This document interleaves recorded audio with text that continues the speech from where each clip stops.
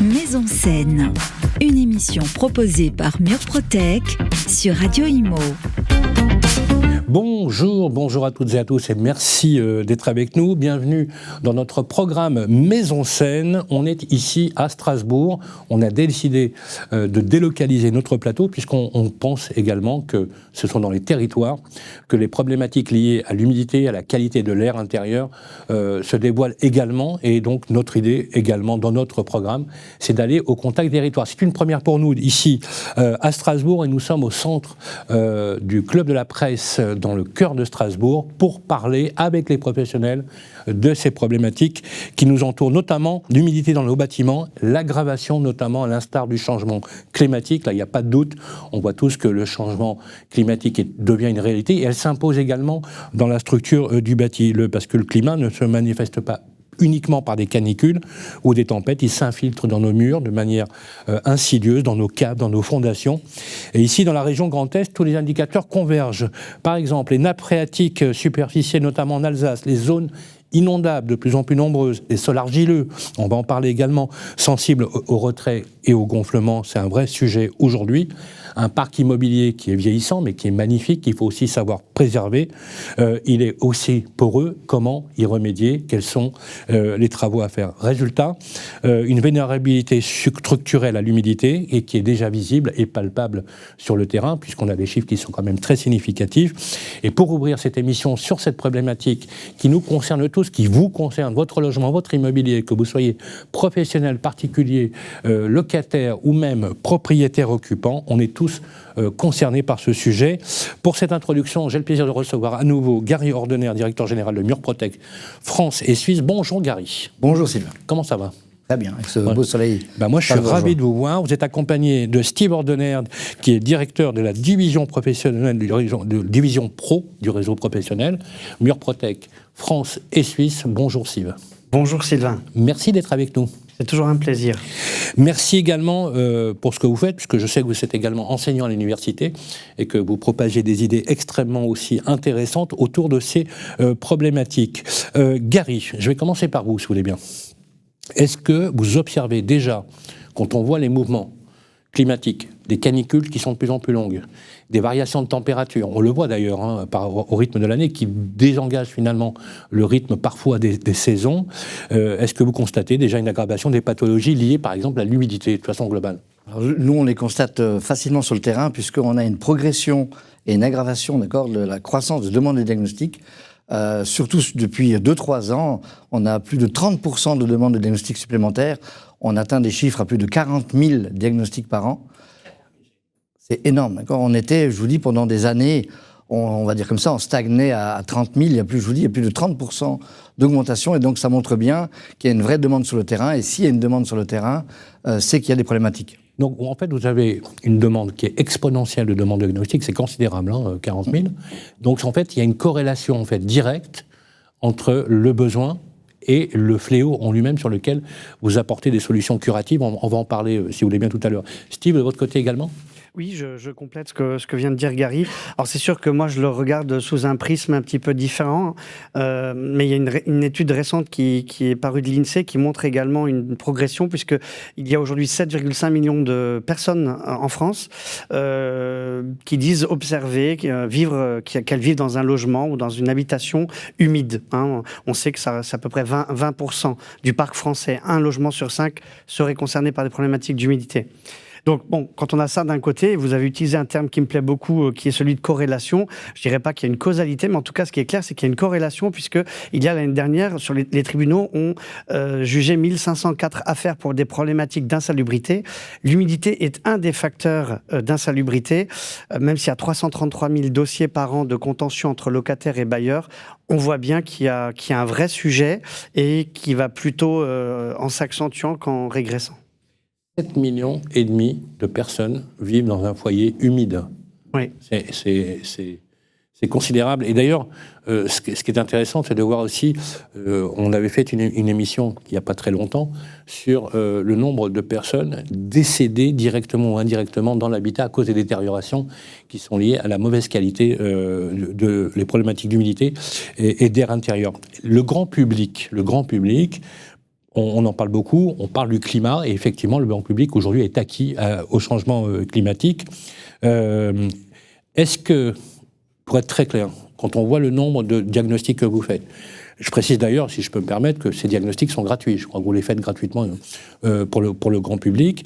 Donc, je veux dire que de manière curative, c'est toujours intéressant aussi de le faire, ne serait-ce que pour prendre la mesure de son humidité chez soi. Je dis ça comme ça. Est-ce qu'il comprend ce qui se passe ? Parce que quand vous allez chez, je sais pas, ça paraît tellement fou, 20 000 décès directement liés ou indirectement à l'habitat, c'est 5 fois plus que sur la route. Et on n'en parle pas. Est-ce que quand vous allez chez un particulier, que vous lui dites, voilà, vous avez un vrai sujet d'unité qui peut compromettre, outre la valeur du bien, la santé des occupants, est-ce qu'il vous croit ou est-ce qu'il vous comprend ? Non, ils ne le comprennent pas parce que c'est contre-intuitif. On ne rentre pas chez soi en disant que la maison dans laquelle on se sent protégé, c'est notre cocon, elle va nous rendre malade. On tombe malade dehors, on tombe malade chez les autres, mais pas à la maison. La maison a toujours été un signe de protection. Et malheureusement, c'est parfois le contraire. On regarde le climat de l'extérieur. Quand on regarde la météo, on regarde la météo de l'extérieur. On n'a pas une météo intérieure de chez soi. Et pourtant, il y a souvent des problématiques à l'intérieur. Il y a des réalités, d'accord, qui ne sont encore pas, qui sont méconnues. Aujourd'hui, l'air intérieur, elle est 5 à 9 fois plus polluée que l'air extérieur. Et quand vous dites ça à quelqu'un, Sylvain, vous dites ça à quelqu'un, il va se dire, ouais, et basta. Il ne se passe rien. Pourtant, ils ne se rendent pas compte. Ils ne se rendent pas compte, d'accord, que l'air qu'on respire chez soi, c'est prouvé, hein, elle est 5 à 9 fois plus polluée que l'air qu'on respire à l'extérieur. Si on pouvait colorer, d'accord, l'air qu'on respire, on sortirait de la pièce. C'est comme si l'eau du robinet sortait verte, personne ne se mettrait à la boire. Et l'humidité et la qualité de l'air intérieur, c'est exactement la même chose. Donc c'est pour ça qu'on manque d'informations, on annonce des chiffres, mais voilà, vous parliez tout à l'heure effectivement de 20 000 morts par an. Je pense d'ailleurs qu'on ce chiffre, c'est l'ANSES. C'est l'ANSES, absolument. Bien sûr. C'est l'ANSES. Hein. C'est l'ANSES. C'est pas un chiffre qui a été sorti du chapeau. Non, c'est l'Agence nationale de sécurité environnementale et sanitaire, d'accord, qui donne ces chiffres. Mais on a été d'ailleurs dans les émissions un peu les premiers à en parler. La première fois que j'ai fait une émission de radio, même les journalistes me disaient, mais c'est pas possible parce que si c'était vrai, ça se saurait. Ça se sait pas parce qu'on n'en parle pas. Rappelez-vous, moi j'ai eu du mal à vous croire. Hein. Rappelez-vous, c'est comme ça qu'on a d'ailleurs fait connaissance. Est-ce que c'est la raison pour laquelle d'ailleurs, Xari, vous avez créé le collectif Maison Saine ? Eh bien, c'est une des raisons, d'accord. Vous avez dit, il y a une cause de santé publique, il faut que nous, on prenne le pas, quoi. Voilà, il faut qu'on soit au-delà du curatif. Pour moi, j'ai voulu créer ce programme Maison Saine avec Édouard parce que pour nous, c'était important de ne pas être que dans le fait de, voilà, maintenant que je suis gravement malade, trouvez-moi une solution. On le sait, d'accord, plus on agit tôt, plus c'est simple, plus c'est efficace. C'est pour ça qu'on a créé ce programme Maison Saine, qui va d'ailleurs devenir prochainement l'Institut de la Maison Saine, et qui aura vraiment pour objectif de prévenir tous les risques de l'habitat sur la santé. Et d'ailleurs, il y a une prochaine réunion qui est prévue normalement le 2 juin, au Cercle National des Armées à Paris, justement, sur le sujet. Je voudrais juste rajouter que, grâce à vous, j'ai pu faire la connaissance de Marine Leblond, qui a à peu près 30 ans, et qui a subi une transplantation des poumons in extremis, puisque sa vie était menacée. Je crois qu'à 2 heures près, c'était terminé. Et c'est une contamination au salpêtre qui elle était logée par un bailleur social, il faut le rappeler. Donc, si vous voulez, c'est ce que je dis pour le public, bien évidemment, et ceux qui nous écoutent. C'est pas anodin, ce qu'on dit. C'est pas un effet de manche, c'est pas la promotion d'un produit, c'est réellement un problème de santé publique. Steve, de votre côté, également ? Oui, on observe la même chose. C'est vrai que dans notre beau pays, on a souvent tendance à chercher des coupables et pas des solutions. Nous, on a souhaité prendre le problème à l'envers, c'est-à-dire travailler de concert avec les professionnels de l'immobilier, les gestionnaires de bâtiments, etc.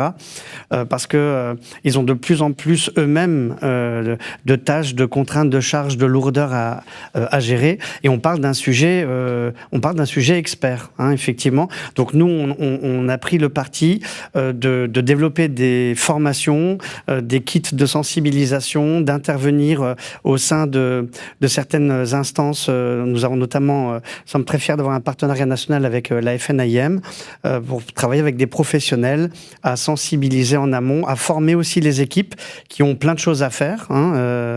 Et ce sujet, effectivement, n'est pas des moindres. D'ailleurs, on va les recevoir tout à l'heure, puisqu'on a l'immense plaisir et honneur de recevoir la présidente de l'Assemblée notaire du Bas-Rhin, Catherine Berthold, qu'on a eu le plaisir d'interviewer d'ailleurs dans les Clés de la Ville avec nos amis du Figaro. Mais on a également Frédéric Bernard, qui représente la Chambre, la Fédération nationale de l'immobilier, la FNIM 67, et on leur posera la question, parce que ce sont des professionnels qui, au quotidien, gèrent des actifs, bien évidemment, parce que souvent on prend l'immobilier sous sa valeur financière, mais c'est aussi un lieu de culture, et c'est un lieu intime, c'est le lieu de l'intime, c'est le lieu où les familles se fondent, se créent, se développent.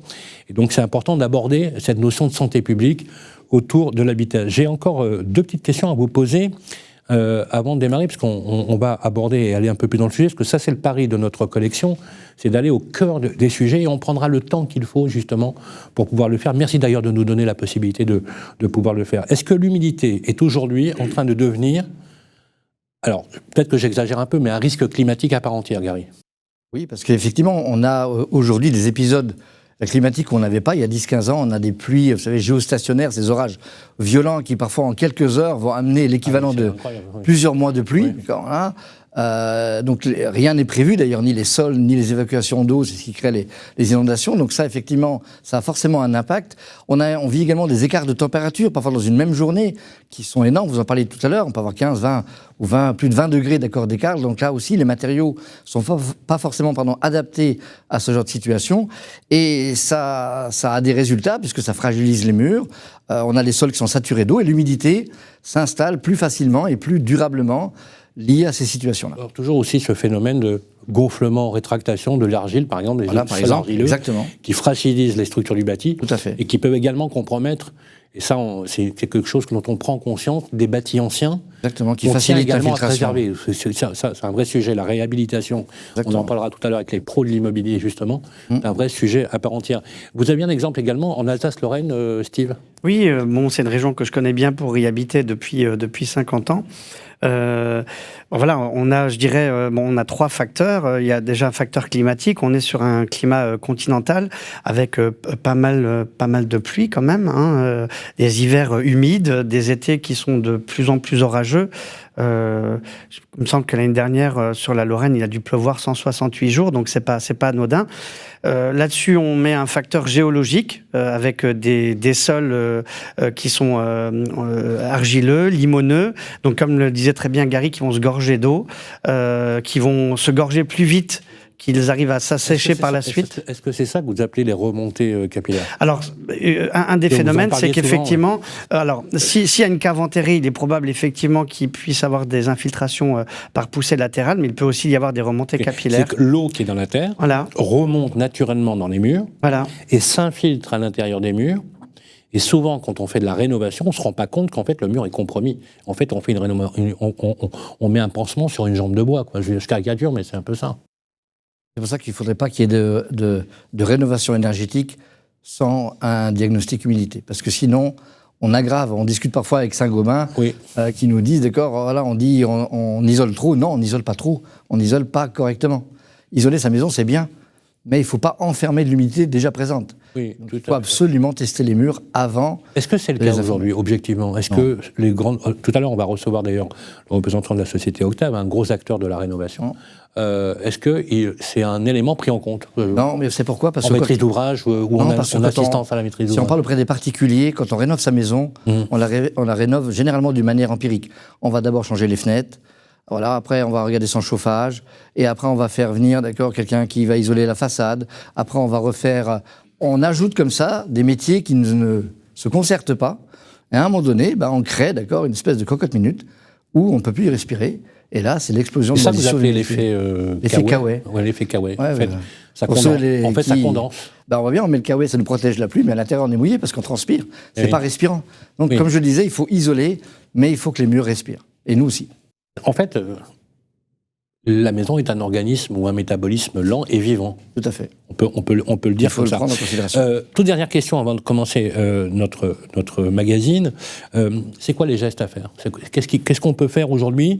Et surtout, ce que j'aimerais, c'est que vous disiez au public, à toutes celles et ceux qui nous écoutent, quels seraient les signaux d'alerte qui permettent soit d'anticiper? Parce que je crois que dans certaines situations, vous me l'aviez dit hors antenne, il y a des situations sur lesquelles vous ne pouvez plus rien faire. Vous m'avez même dit qu'il faudrait carrément raser. C'est pas anodin. Dans 15% des cas, à l'heure où il y a une crise du logement, quand on dit ça fout les jetons. En fait, avant de vous parler des signes, moi, le premier message que je voudrais faire passer, le plus important pour moi, c'est que les gens, ils attendent trop longtemps. dès les premiers signes, d'accord, il faut faire des diagnostics. Les gens, en fait, ils se mobilisent uniquement quand il y a des signes importants. C'est-à-dire quand on va voir, si on voit 2-3 petites taches de moisissure, on se dit c'est rien, on repeint par-dessus, on attend. Mais voilà, dès qu'il y a beaucoup de moisissure, dès qu'il y a de l'infiltration, dès qu'il y a du ruissellement, là, on va nous contacter. Parce que quand on discute avec eux, ils ont toujours ce réflexe. Je l'ai encore eu hier avec un monsieur qui me dit, pourtant je le connais, hein, il me dit je t'appellerai quand ça sera grave, ou quand ça sera plus grave. T'as envie de dire, mais pourquoi tu fais ça, quoi ? Pourquoi attendre d'être gravement malade pour aller voir le docteur ? Qui tarde à finalement... Voilà. Parce que quand on voit la croissance de vos diagnostics, on se rend compte que finalement, avec les efforts que vous avez fait... On voit la sensibilisation fonctionne. Ça devient... Mais effectivement, et pourtant la maison, elle nous parle. Hein. Moi, je dis souvent, il faut qu'on réagisse avec sa maison comme on réagit avec sa santé. On a des signes, d'accord, qui doivent nous alerter. La maison, elle envoie des signes en permanence, qui sont des petits signes, mais qu'il faut prendre en considération. C'est pas normal d'avoir de l'humidité sur les carreaux. C'est pas normal d'avoir du ruissellement sur le mur. C'est pas normal d'avoir des odeurs d'humidité, d'accord. Même si après, certaines personnes, quand on arrive chez eux, vous les vexez parce que vous rendez compte que ça parle à tout le monde. Ça parle à tout le monde. Là, quand je vous entends, je pense déjà chez moi. Là, vous voyez, quand je vois les... Bah oui. C'est fou. Mais on attend que ça soit plus grave. Et là, malheureusement, il y a des traitements qui existent, mais qui sont plus lourds. Donc effectivement, je le répète, comme pour la maladie, plus tôt on agit, plus c'est simple, plus c'est efficace. Et les solutions existent. Tout à fait. Merci Gary, merci Steve. On va maintenant entrer dans le cœur du sujet avec, je vous propose, 2 tables rondes avec des personnes éclairées justement sur le sujet.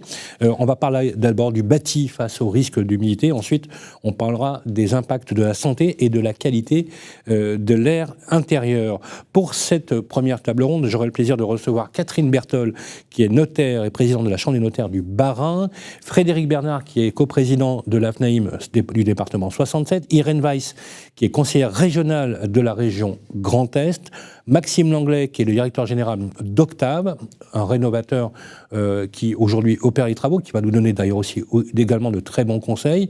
Et également, ensuite, nous verrons quelqu'un que vous connaissez bien, c'est Manuel Wojciechowski, qui est le directeur national de formation, parce que vous avez une académie chez Murprotec, au sein de la Murprotec Academy, pour former également vos collaborateurs. Applaudissements du public, et à tout de suite. Eh bien, rebonjour les amis. Première partie de notre magazine, on l'a vu avec Gary Ordener et Steve Ordener. Les gestes qu'il faut adopter pour pouvoir remédier aux problématiques d'air intérieur et de qualité également de vie dans l'habitat, on l'a vu. Une première partie de magazine avec des invités qui chacun représente un univers du bâti. On va examiner cette question avec une thématique, humidité, changement climatique. Quels sont les impacts sur le bâti ? Ça vous concerne, ça nous concerne tous, bien évidemment. Pour en parler, j'ai l'immense plaisir de recevoir Catherine Bertol. Bonjour Catherine, merci d'être avec nous. Présidente de la Chambre des notaires du Bas-Rhin et notaire avant tout, d'ailleurs. Merci d'être avec nous. Frédéric Bernard également est avec nous. Bonjour Frédéric. Bonjour Sylvain. Vous êtes coprésident de la FNAIM, département 67. Merci d'être avec vous, parce que représentez-vous les métiers de l'immobilier, la transaction, l'administration de biens et le syndic de copropriété. Bref, vous êtes ce qu'on appelle au cœur du réacteur, bien évidemment, et vous êtes également un prescripteur de ce type d'action curative pour l'ensemble de vos clients. Irène Weiss, bonjour. Bonjour. Merci d'être avec nous. Vous êtes conseillère régionale de la région Grand Est et depuis peu, vous faites partie de l'opposition au conseil municipal de Strasbourg. Voilà, merci d'être avec nous. Vous êtes un peu le regard politique sur le sujet. Merci d'avoir accepté l'invitation. Maxime Langlais, bonjour. Bonjour Sylvain. Merci d'être avec nous. Vous êtes directeur général d'Octave. Alors vous êtes l'entrepreneur, par définition. Vous êtes celui qui pense aussi également les travaux. Vous nous en parlerez également, parce qu'on aimerait vous connaître aussi un peu mieux, puisque vous êtes un des maillons essentiels dans la rénovation du bâti, mais ça, vous le savez déjà. Immense merci d'avoir accepté notre invitation. Nous ne pourrions pas faire cette émission sans l'excellent Manuel Wojciechowski. Bonjour Manuel Wojciechowski. Bonjour. Alors, directeur national de la formation chez Murprotec France, au sein de la Murprotec Academy. Alors vous êtes l'expert. Voilà. Exactement. Voilà, le sachant, bien évidemment, autour de ces problématiques. Je vais commencer par vous, ma chère Catherine. Vous êtes notaire, donc vous disposez aujourd'hui de toutes les données nécessaires sur le bâti, l'ancien, les transactions, les valeurs. Vous êtes une experte des valeurs immobilières, et c'est très important, puisque on met un peu notre argent au coffre. Les Français aiment l'immobilier. Ils ont même inventé le droit de propriété. Liberté, égalité, propriété avant que ça devienne fraternité, bien évidemment. Voilà, on ne le sait pas, mais ça a été vraiment le cas. C'est la Constituante de 1793 qui a adopté le mot fraternité, mais c'était liberté, égalité, propriété. Donc on voit bien que les Français sont très attachés à ça. Mais on ne fait pas suffisamment le lien avec la santé. C'est intéressant d'ailleurs quand on voit les éléments. Est-ce que, par exemple, vous le constatez, par exemple, une dévalorisation des biens ou des décotes de biens liées à une problématique d'humidité, par exemple, ou de dégradation du bâti? Alors, naturellement, on le constate, mais on le constate malheureusement souvent un peu après avoir acheté, parce qu'il faut être sachant pour le détecter avant et que ça puisse avoir un impact sur le prix de vente. Moi, je suis notaire depuis de nombreuses années. On a vu se déployer l'ensemble des diagnostics, souvent intégrés dans le Code de la santé publique. Mais c'est vrai que quand j'ai été contactée pour l'émission, je me suis dit, mais c'est vrai, il n'y a pas de diagnostic ou de mesure du Code de la santé publique pour la propriété immobilière. Et j'étais stupéfaite d'entendre dans votre introduction l'impact, l'incidence et un peu ce sujet de maladie à bas bruit. Est-ce que ça arrive de plus en plus dans les pérégrinations, parce que vous êtes aussi de gros donneurs d'ordre en matière immobilière? Est-ce que vous le voyez, soit peut-être parce qu'on en parle plus, mais est-ce que vous voyez ce phénomène s'aggraver ou se développer? Oui, et notamment aussi parce que, comme vous l'aviez souligné, les changements climatiques, qui ont d'ailleurs été la thématique de notre congrès en 2024, induisent ces problématiques de dégradation du bâti.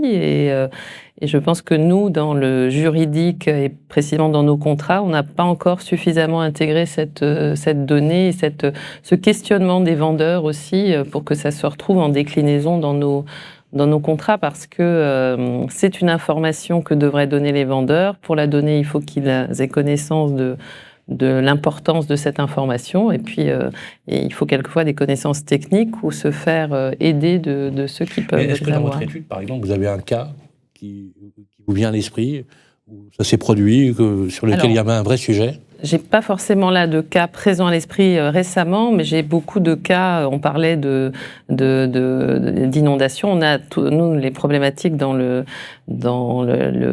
l'environnement proche, c'est les problématiques de remontée de nappe, de coulée de boue et autres, qui induisent après des phénomènes d'humidité qui sont pas toujours évidents à traiter. Donc j'étais intéressée d'apprendre aussi que le partenariat FNAIM Murprotec permettait justement, dans le cadre de la rentrée d'un bien à vendre, de se pencher sur ces questions.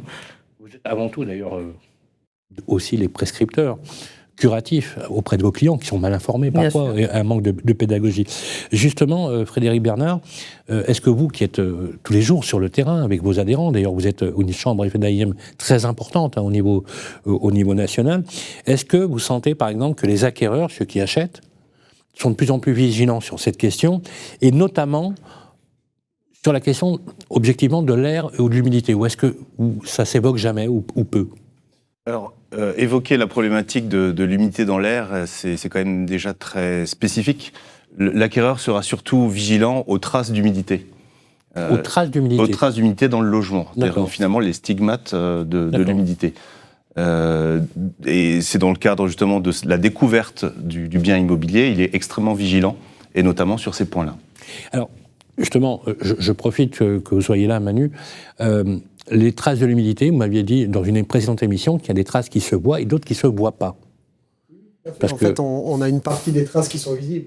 Comme vous le dites, c'est là où les gens parfois réagissent. D'accord, et vont essayer de chercher d'où viennent les causes et les conséquences de ces pathologies liées à l'humidité. Mais il y a également des expertises qu'on réalise dans lesquelles on a des sensations de mal-être, voilà, dans le logement. On a des difficultés, par exemple, à chauffer, à sécher le linge. Parfois des petits symptômes sur la santé, voilà, des maux de tête, des choses comme ça, sans qu'on fasse le lien entre ces pathologies liées à l'humidité. Ce que dit Frédéric, c'est qu'il y a des traces visibles, et là effectivement c'est visible pour la journée, mais il y a aussi quelque chose qui est impalpable. Est-ce que ce sujet-là, justement, par exemple, de l'air à l'intérieur, où on sent qu'il y a une certaine humidité, c'est perçu également ou pas du tout? Ou c'est plutôt des signaux vraiment visibles? Alors c'est vraiment des signaux visibles, puisque la découverte d'un bien, généralement, se fait en 1 heure, guère plus. Donc en 1 heure, il faut effectivement pouvoir un peu se rendre compte de l'état de la maison de manière globale, et plus particulièrement sur l'humidité, qui est un point de vigilance. Est-ce que ça peut être un élément qui fait échouer une vente? Oui, bien sûr, sauf qu'on s'en rend compte par la suite, généralement, comme le disait Catherine. Oui, tout à fait, puisqu'il y a certaines choses qui dépendent finalement de la vie dans la maison, en fait, dont on ne peut pas se rendre compte lors d'une visite. Et on peut faire plusieurs visites sans avoir vraiment certains signaux palpables, comme vous disiez justement le ressenti de l'humidité, qui est impossible à avoir en 1 heure. Que le linge, je veux dire, quand on achète, on vient pas avec le linge à faire sécher. Non, mais ça pourrait. Alors, vous savez quoi, vous ne pouvez pas si bien dire, il y a certains agents immobiliers qui font des testings. Ils s'installent dans la maison 3-4 jours pour... voilà.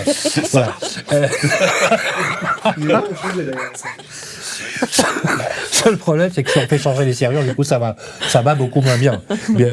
Bien sûr. Non, mais c'est vrai que c'est intéressant, puisque les agents immobiliers manuels sont au cœur du réacteur. Et parfois, effectivement, ils ne prennent pas la mesure parce qu'ils n'ont pas suffisamment le temps, d'ailleurs, de mesurer, bien évidemment, ou la connaissance. Est-ce que, justement, en parlant de connaissance, est-ce que vous, les professionnels de l'immobilier, vous êtes sensibilisés sur cette question-là? Tout à fait. Nous formons en tout cas nos adhérents à toutes les pathologies du bâtiment. Alors bien entendu, on n'en fera jamais des experts, puisque bien entendu, il en existe. Mais en revanche, on en fait des donneurs d'alarme. C'est-à-dire qu'il y a certains stigmates qui doivent en effet déclencher un réflexe de faire une expertise, ou en tout cas de creuser l'information. Parce que si je poussais un peu le bouchon, on devrait faire une prescription d'un diag. En plus, je crois que vous les faites gratuitement, il me semble. C'est Gary, votre DG, qui nous l'a dit tout à l'heure. Les diagnostics sont gratuits, vous en faites 40 000 par an. Donc ça vaudrait la peine peut-être d'intégrer systématiquement un diagnostic humidité dans le logement. Vous pourriez le faire systématiquement également. Je veux dire.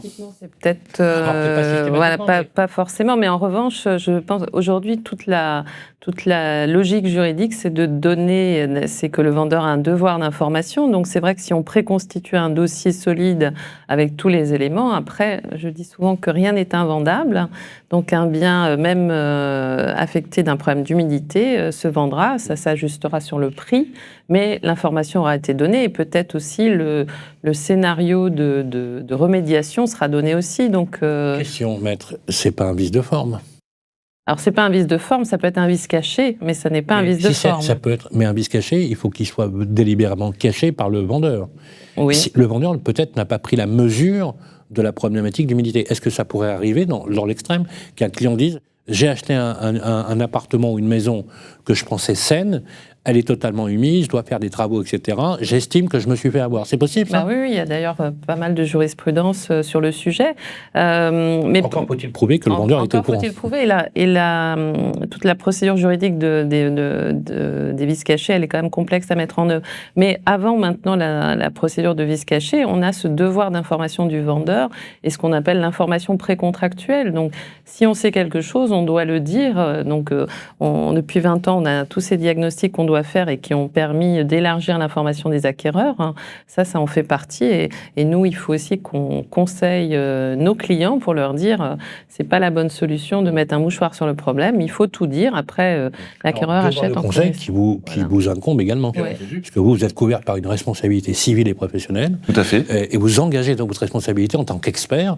Et d'ailleurs, à la FNAIM, vous êtes plutôt les meilleurs élèves en matière immobilière parce que vous êtes très axé justement sur cette déontologie-là, sur cette éthique-là.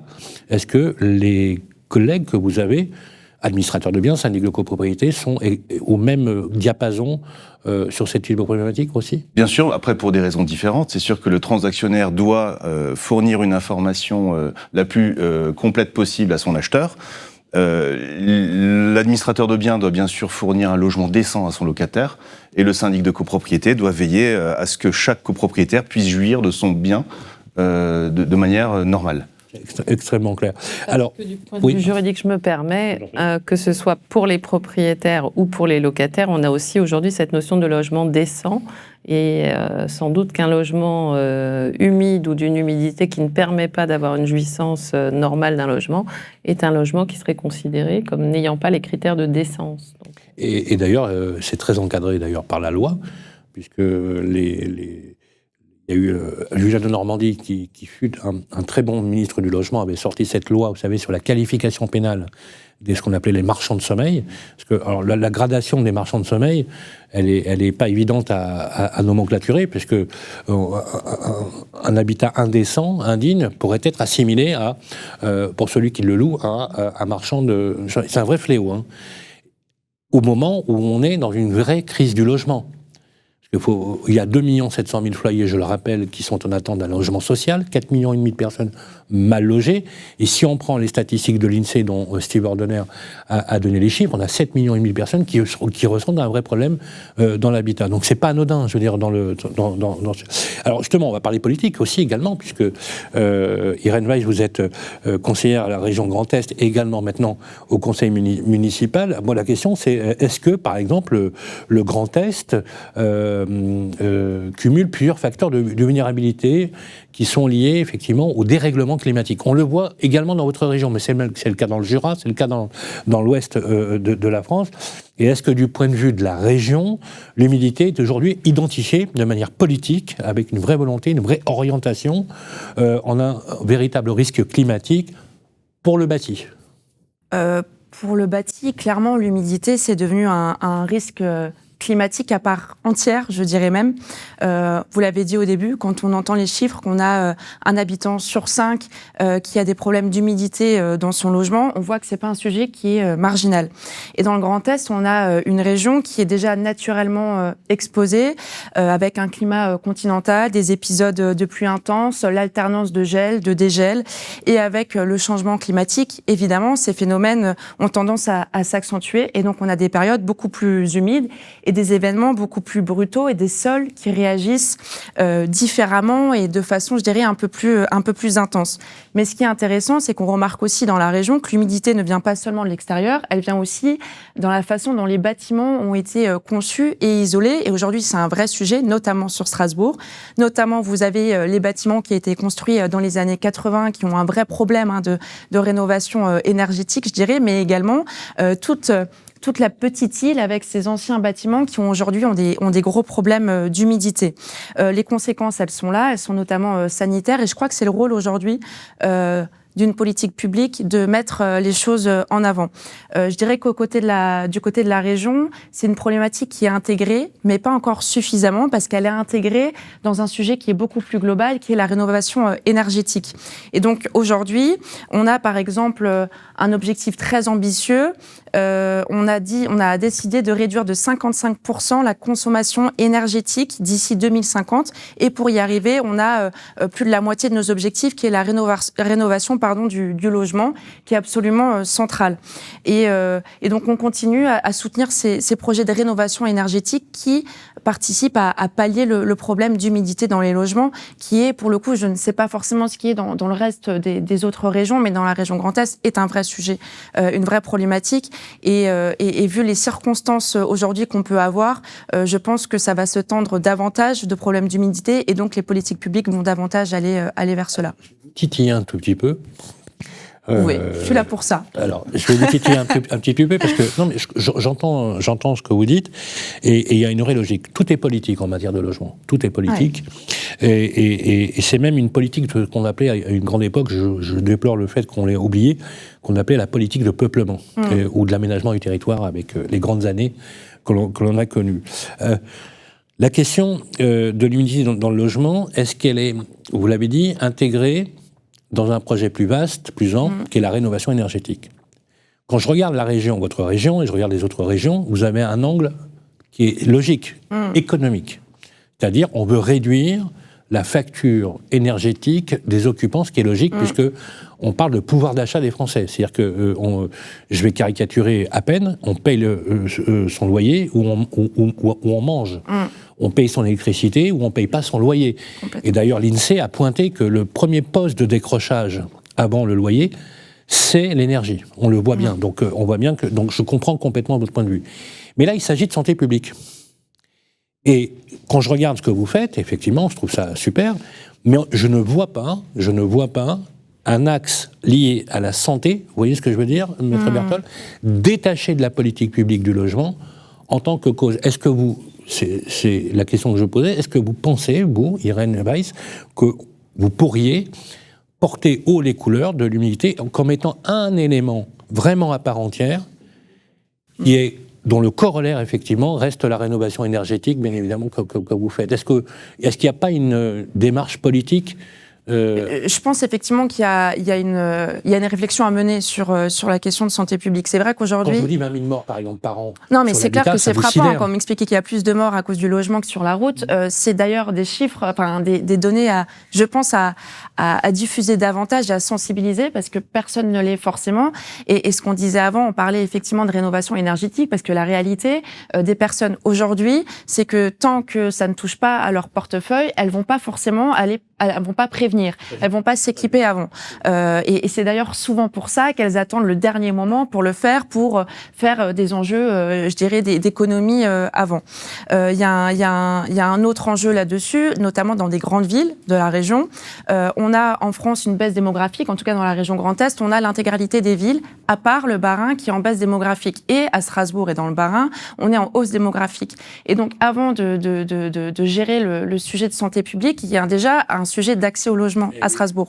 Et malheureusement, aujourd'hui, les Strasbourgeois sont plus préoccupés à trouver un logement, peu importe quel est le logement, avant de gérer le problème d'humidité. L'accès au logement est aujourd'hui devenu presque impossible. Et je ne parle même pas aujourd'hui de l'acquisition de logement. Quand on est un jeune couple strasbourgeois et qu'on souhaite acheter à Strasbourg, si on n'a pas les parents qui peuvent aider pour un apport quand on a 25 ans ou 30 ans, comment on fait? Et c'est vrai que quand on va acheter, on va plus chercher la bonne affaire, la bonne localisation, que regarder les problèmes d'humidité en se disant, on verra ça plus tard. Et donc, c'est vrai qu'il y a un enjeu de santé publique là-dedans, il y a un enjeu de sensibilisation, et je crois que c'est aussi notre devoir effectivement de sensibiliser, que ce soit à l'échelle régionale, mais aussi à l'échelle d'une ville, parce que forcément les problématiques sont tellement différentes. Ce que vous voulez dire, Irène Weiss, c'est que l'urgence du logement, et vous avez absolument raison, finalement va suppléer quelque part, va devenir dans le critère d'urgence, avant même, on est tellement content d'être logé, même dans un habitat qui est humide, dans lequel, notamment je pense aux étudiants, entre guillemets, qui vivent dans des lieux qui sont vraiment, c'est infâme, et ils dénoncent pas d'ailleurs leurs propriétaires, parce que souvent ces propriétaires sont au-dessous des radars, parce que l'administrateur de biens ne vous louera jamais une épave énergétique, je parle sous le contrôle de Frédéric et de vous, Maître Berthold, ils sont tellement contents d'être logés que s'ils sont dans un truc, alors je vous le dis, pourri de chez pourri, le fait d'avoir un toit sur la tête, ils sont déjà contents. Donc effectivement, il y a un vrai sujet en fait autour de cet élément. J'ai une question complémentaire. Est-ce que justement, vous pensez que les leviers de décision, si je peux dire les choses comme ça, on le voit de plus en plus, on voit bien que les pouvoirs sur le logement se décalent de plus en plus, se déportent de plus en plus vers les aires d'IRCO, les communautés d'agglo, les régions. Est-ce que voilà, c'est la question politique. Je pense que... Qui a le pouvoir, finalement? C'est la région. C'est toujours un peu compliqué. On a justement un débat actuellement sur la décentralisation, sur les enjeux de décentralisation. Le problème aujourd'hui, c'est qu'on a des régions, des départements, des villes qui ont de plus en plus de compétences qui sont attribuées, pas de manière formelle, juste parce qu'il y a un sujet qui arrive, en fait personne ne le prend en charge, et donc une collectivité va décider de le prendre en charge, et donc c'est pour ça que vous avez pas du tout une harmonie au niveau français, où vous allez avoir des régions qui vont s'occuper d'un sujet et une autre région qui ne va pas le faire. Il y a ce premier sujet qui est là, et en fait on a parfois de plus en plus de compétences, mais de moins en moins de budget. On a aujourd'hui des sujets, je parle de la cybersécurité, c'est mon sujet à la région, qui n'est identifié par personne. Donc nous, on a décidé de le prendre en charge à la région, mais finalement, quand je vais parler de cybersécurité, je vais grappiller du budget sur d'autres thématiques, puisqu'on n'avons pas de budget qui est clairement établi pour ça, parce que nous n'avons pas les compétences directes. Et donc, c'est vrai que c'est un sujet, cette décentralisation, et je pense que, notamment sur la question du logement, elle doit se faire au plus proche, parce que la problématique, par exemple, de Strasbourg est complètement différente de celle de Reims, ou alors dans les territoires ruraux. Aujourd'hui, on a 93% des communes de la région qui ont moins de 5000 habitants. Il faut aussi le signaler, on pense à Reims, on pense à Nancy, à Metz, à Strasbourg. En réalité, c'est une région qui est extrêmement rurale et les enjeux, évidemment, en ruralité, sont très différents de grandes villes. C'est très clair, c'est très clair. Merci pour ces précisions. Maxime Langlais, vous êtes le patron d'Octave. Octave, donc vous faites les travaux, vous aidez aux financements, vous faites ce qu'on appelle de l'assistance à la maîtrise d'ouvrage financier et technique. Alors, c'est un opérateur ensemblier, Octave, mis en place par la région Grand Est. On est l'opérateur régional de la rénovation énergétique mis en place par la région Grand Est, qui s'est saisi il y a une dizaine d'années ce sujet de l'évolution du prix de l'énergie et qui a décidé de mettre un acteur régional en place pour accompagner les ménages, propriétaires, copropriétaires, dans leur sujet de gestion de leur facture d'énergie. Et notre métier chez Octave, oui, c'est d'accompagner à tous les niveaux. J'aime bien le terme d'opérateur ensemblier, que ce soit sur la partie administrative, technique et surtout financière, parce que c'est le nerf de la guerre, pour accompagner les ménages dans leurs projets de rénovation énergétique. Et indirectement, pour traiter ce sujet de santé publique qui est la pollution de l'air intérieur. Une rénovation énergétique, on le sait tous, c'est d'abord isoler sa maison pour éviter, pour garder l'air chaud à l'intérieur. Voilà. On chauffe. Est-ce que les propriétaires sont prêts aujourd'hui à opérer, pour être très clair, des opérations de rénovation d'ampleur globale ? Tout le monde a envie de le faire, surtout en ce moment d'anxiété énergétique qu'on a rapidement appelé choc et puis qu'on a oublié, mais qui va vite nous revenir à la figure. Dans ce moment, tout le monde a envie et tout le monde comprend l'intérêt de le faire. Enfin, vous connaissez les chiffres comme moi, hein, ces 10 dernières années, le gaz a doublé de prix. L'électricité, le fioul ont pris 80% sur 10 ans. Hein. Et je ne parle pas de ce qui nous arrive. Donc on sent bien que rénover, aujourd'hui, c'est s'offrir un bouclier énergétique financier demain. Voilà. Tout le monde a envie de le faire. Tout le monde a pris conscience, et Gary le disait tout à l'heure, que rénover, c'est de rénover de façon globale, et pas à coup de geste dans le temps, si on veut que ce soit performant. C'est un vrai besoin. Mais c'est plus qu'un besoin, c'est une nécessité. On parlait de coûts...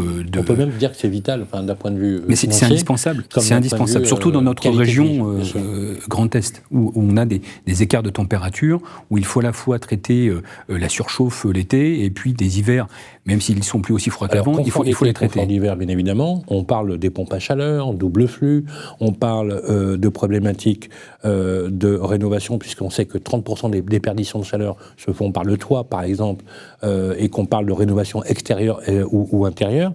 Est-ce que la question, pour être très honnête avec vous, est de l'humidité, vous qui êtes un sachant, elle était au cœur de votre préoccupation. Autrement dit, quand vous faites une réno globale, que ce soit pour un immeuble collectif ou pour une maison, est-ce que, par exemple, vous traitiez les murs ? Est-ce que les remontées capillaires, ça vous parle ? Est-ce que les contaminations au salpêtre, j'en parlerai d'ailleurs avec vous, Manuel, les problématiques de champignons, vous appelez ça, je crois que c'est Aspergillus, c'est un nom un peu... Oui, ou salpêtre, effectivement. Au salpêtre, qui contaminent, et dont on sait aujourd'hui, on a les données, sont des causes de détérioration de la santé cardio-respiratoire dans l'habitat, et qui touchent les jeunes comme les personnes âgées. Alors deux choses. D'abord, comme le disait Frédéric tout à l'heure, on traite ce qu'on voit. On ne traite pas ce qu'on ne voit pas. Ok, voilà. d'accord. Donc dès lors qu'il y a des traces d'humidité qui sont identifiées, on vient d'abord, au-delà du diagnostic, chercher le traitement avant de faire quoi que ce soit d'autre. Enfin, et les propriétaires n'ont pas besoin d'Octave pour ça. Ont besoin de personne, si ce n'est que de Murprotec, pour trouver des solutions. Néanmoins, je le disais, et je voulais revenir dessus, la rénovation énergétique, c'est traiter les fuites d'air. On vient isoler, on vient rénover en isolant, et on vient isoler pour éviter les fuites d'air. On parlait d'isolation des murs, on parlait d'isolation du toit, c'est d'abord ce qu'il faut faire pour garder la chaleur dans la maison. Sauf que isoler, ça veut dire rendre étanche à l'air, et rendre étanche à l'air, c'est rendre étanche à l'eau. Et isoler, ça veut dire, si on ne fait rien... C'est-à-dire que si on ne ventile pas, on pollue l'air intérieur. Mais exactement, ça veut dire que l'activité humaine, par la cuisine, la toilette, génère de l'humidité, et dans tous les projets de rénovation énergétique bien pensés, on intègre une solution de traitement de la ventilation de l'air, et donc de l'humidité. Pour autant, c'est toujours un point délicat dans un programme de rénovation. La rénovation, ça coûte cher, c'est compliqué, c'est pour ça qu'on existe, et ça prend du temps. Et dès lors qu'on vient rajouter un poste de ventilation dans le programme de travaux, ça vient alourdir le budget, et c'est toujours questionné par le ménage qui ne comprend pas pourquoi on ne met pas un peu plus d'argent dans les fenêtres pour les rendre un peu plus jolies parce que c'est un peu plus visible que de mettre un peu plus d'argent dans une ventilation un peu plus efficace. Et on s'entête chez Octave à expliquer l'intérêt, l'obligation de mettre en place une ventilation qui fait partie d'un élément indispensable à une rénovation énergétique globale dès lors qu'on vient traiter l'isolation. Et ça, c'est un combat de tous les jours pour expliquer aux propriétaires l'intérêt de ne pas oublier et d'intégrer ce lot de ventilation pour traiter l'humidité et pour traiter ces sujets de santé et d'air intérieur. Cependant, on parlait tout à l'heure d'accompagnement et d'éducation au ménage. Ça fait partie de cet accompagnement qu'on doit mener tous collectivement pour expliquer l'indispensable de la ventilation. Si je poussais un peu le bouchon, faire systématiquement un diagnostic humidité ou traiter-le. Non, on pourrait tout faire. On a rendu obligatoire le DPE, on a rendu obligatoire l'audit, on a rendu obligatoire à un moment donné. Ça fait trop. Soit on est capable de proposer une solution globale, mais on ne peut pas systématiquement demander au ménage de venir ajouter comme ça des couches de diagnostic. Je ne dis pas que ce n'est pas utile, hein, mais simplement il faut simplifier la démarche. Et on sait tous, la rénovation, c'est un sujet hyper anxiogène. À tous les niveaux, financiers, techniques, de rentabilité, de coût d'énergie, d'occupation, parce qu'on rénove en milieu occupé. Quand Madame Michu a un échafaudage devant sa fenêtre pendant 6 mois, il faut lui expliquer que c'est un mal nécessaire. Donc oui, on pourrait rajouter, mais il faudrait rajouter dans le package global, du DPE par exemple, ou du diagnostic de l'audit énergétique, cette notion de traitement de l'humidité qui n'est pas faite aujourd'hui. Alors justement, Manuel Wojciechowski, d'abord une réaction sur tout ce qui s'est dit, vous l'expert. Déjà pour compléter ce que vous dites, on en avait parlé lors de précédentes émissions. Un architecte, par exemple, lors de ses études, le thème humidité, ça représente que quelques heures. D'accord ?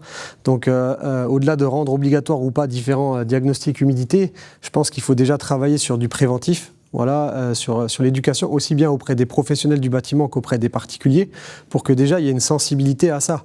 Puisque, comme vous le disiez tout à l'heure également, aujourd'hui les chiffres parlent. Effectivement, ils nous parlent tous quand on les entend, mais personne n'est au courant. Souvent, nous, en clientèle, quand on évoque ce sujet et ces chiffres, on nous dit, c'est limite si on ne nous croit pas, quoi. On dit, attendez, si c'était si grave que ça serait quand même. Donc, je pense qu'il y a un vrai travail à faire de ce côté-là, et justement, le but de Mise en scène, comme le disait Gary Ordener tout à l'heure dans l'introduction, c'est ça, c'est de faire du préventif, et que effectivement, on sache déjà tous qu'il y a des potentiels risques, liés à l'humidité, ce qui nous permettrait de réaliser des contrôles. Vous pouvez aussi nous expliquer aux professionnels ici en présence, les signes non visibles. Parce que moi, j'étais assez sidéré des éléments, parce que Frédéric le disait, on traite les signes visibles. Vous aussi également. Les signes, un signe non visible, c'est quoi ? Quels sont les points de repère qui fait que, sans que ça se voit, on sent qu'il y a quelque chose. Donc vous avez parlé par exemple de l'atmosphère, vous avez parlé du climat quand on rentre à l'intérieur, enfin, ce sentiment d'humidité. On peut même parfois avoir, par rapport au climat extérieur, un sentiment presque de fraîcheur qui est lié à l'humidité. Est-ce que tout ça, on peut l'anticiper ?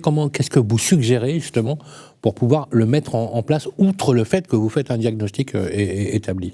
On peut avoir effectivement, avant la présence de taches visibles, on peut avoir des sensations, comme je disais auparavant, de difficulté à chauffer, de sensation de mal-être, sensation de froid, est-ce qu'on parce peut qu'on mal est statique. Dormir, par exemple ? Est-ce qu'on peut avoir des mal de tête, choses comme ça ? On peut avoir des maux de tête, on peut mal dormir, on peut faire des réactions allergiques, des choses comme ça. On peut avoir des difficultés à sécher le linge, à évacuer l'humidité, par exemple, de cuisson, des choses comme ça. Mais souvent, les gens, ils font pas le lien en fait entre cette problématique-là et la réalité de ce qui se passe. C'est-à-dire qu'on a quelques signes avant-coureurs, on a des conséquences, mais on n'a pas encore la visibilité de la cause. Et parfois même, c'est pire, c'est qu'on va mettre en place un certain nombre de travaux, des petits travaux, parfois, nous on appelle ça un petit peu des pansements, des peintures anti-humidité, parfois des travaux de rénovation justement énergétique, des changements de fenêtres, de l'isolation, changement de chauffage. Le mode de chauffage par exemple, mais ça ne va pas du tout arrêter le phénomène. Je vais vous donner un chiffre simple. Nous chez Murprotec, on a évalué que les gens mettaient à peu près 13 ans entre le moment où ils découvraient le problème 13 ans. Et le moment où ils le réglaient définitivement. Je veux dire, une fois qu'on a dit ça, on a tout dit. On a eu un cas, puisque vous avez eu, vous aviez une ancienne Miss France, Élodie Gossuin, qui est animatrice de télévision, qui a été ambassadrice de la marque Murprotec, qui nous disait en émission, on l'avait vu dans nos émissions qu'on l'a reçues, qu'elle avait des enfants qui étaient atteints d'asthme. Quand elle a traité sa maison, une maison qu'elle a construite, aménagée, elle a dit c'est le jour et la nuit. C'est-à-dire que plus de problème d'asthme, mieux dormir, enfin, je veux dire que les effets curatifs de travaux, certes il faut les financer bien évidemment, ont été absolument, enfin c'est presque miraculeux, quoi. Bon, on peut aller, c'est le jour et la nuit.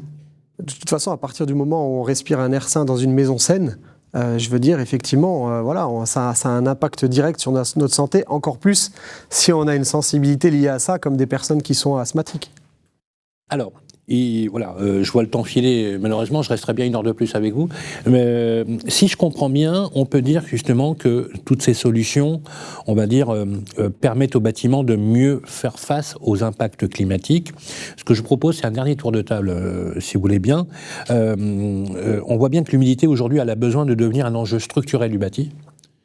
Que peut-être c'est même un élément à part entière. Peut-être que dans la conduite des politiques publiques de l'habitat, il serait intéressant d'avoir une verticale, si je peux, c'est très à la mode de dire ça maintenant en ce moment, une verticale humidité ou traitement sanitaire avec l'intégration du phénomène de santé publique. Parce qu'effectivement, double peine. Je trouve pas de logement, c'est déjà grave. Et si en plus, le logement que je vais trouver est pourri, mal ventilé, humide, donc non seulement j'ai du mal à me loger, mais je vais me loger et en plus je vais dégrader ma santé. C'est vraiment une double peine. Et là-dessus, je pourrais rajouter, et là ça ferait un bon slogan politique, qu'en plus ça va me coûter un bras.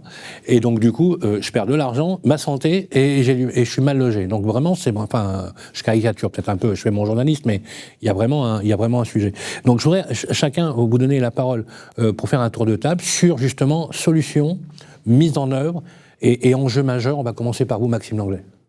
Que vous me donnez la parole, je la prends. Je ne sais plus qui me disait tout à l'heure, il y a des millions d'euros qui sont mis sur la table pour mettre en place des pompes à chaleur. Je crois que c'est vous, Sylvain. Oui, absolument. 187 millions d'euros exactement. À Paris. Et ben peut-être qu'avant de réfléchir pompe à chaleur, réfléchissons ventilation. Parce que c'est moins visible. Et on parle de chiffres depuis tout à l'heure, de dizaines de milliers de morts, mais c'est un impact direct. Voilà. Et arrêtons de mettre en place des fausses bonnes idées. Des fausses bonnes idées comme la pompe à chaleur qui peuvent des fois répondre à des sujets, mais oui, c'est pas la panacée. C'est surtout pas le début de la réflexion. D'accord. Okay. C'est toujours la fin d'un scénario de travaux. La solution de chauffage, pas le début. Alors que la ventilation, ça fait partie de la solution de travaux. Oui. Toujours mettre une ventilation dans les immeubles des années 70 où il n'y en a pas. Est-ce que c'est toujours possible d'en ajouter une ? Non, mais on peut toujours mettre de la ventilation. Ouais. La ventilation sur un bâti qui est structurellement compliqué. Mais la ventilation, c'est des conduites. Maintenant, on fait des conduites très fines. C'est facile de mettre une. Alors, ça nécessite des travaux. Je ne dis pas que c'est simple, très simple, mais ça reste accessible que de mettre de la ventilation en place pour des coûts au regard des enjeux qui valent le coup d'être discutés. Oui, c'est toujours possible de mettre une ventilation après coup. Vaut mieux l'intégrer au programme de travaux de départ, on est d'accord.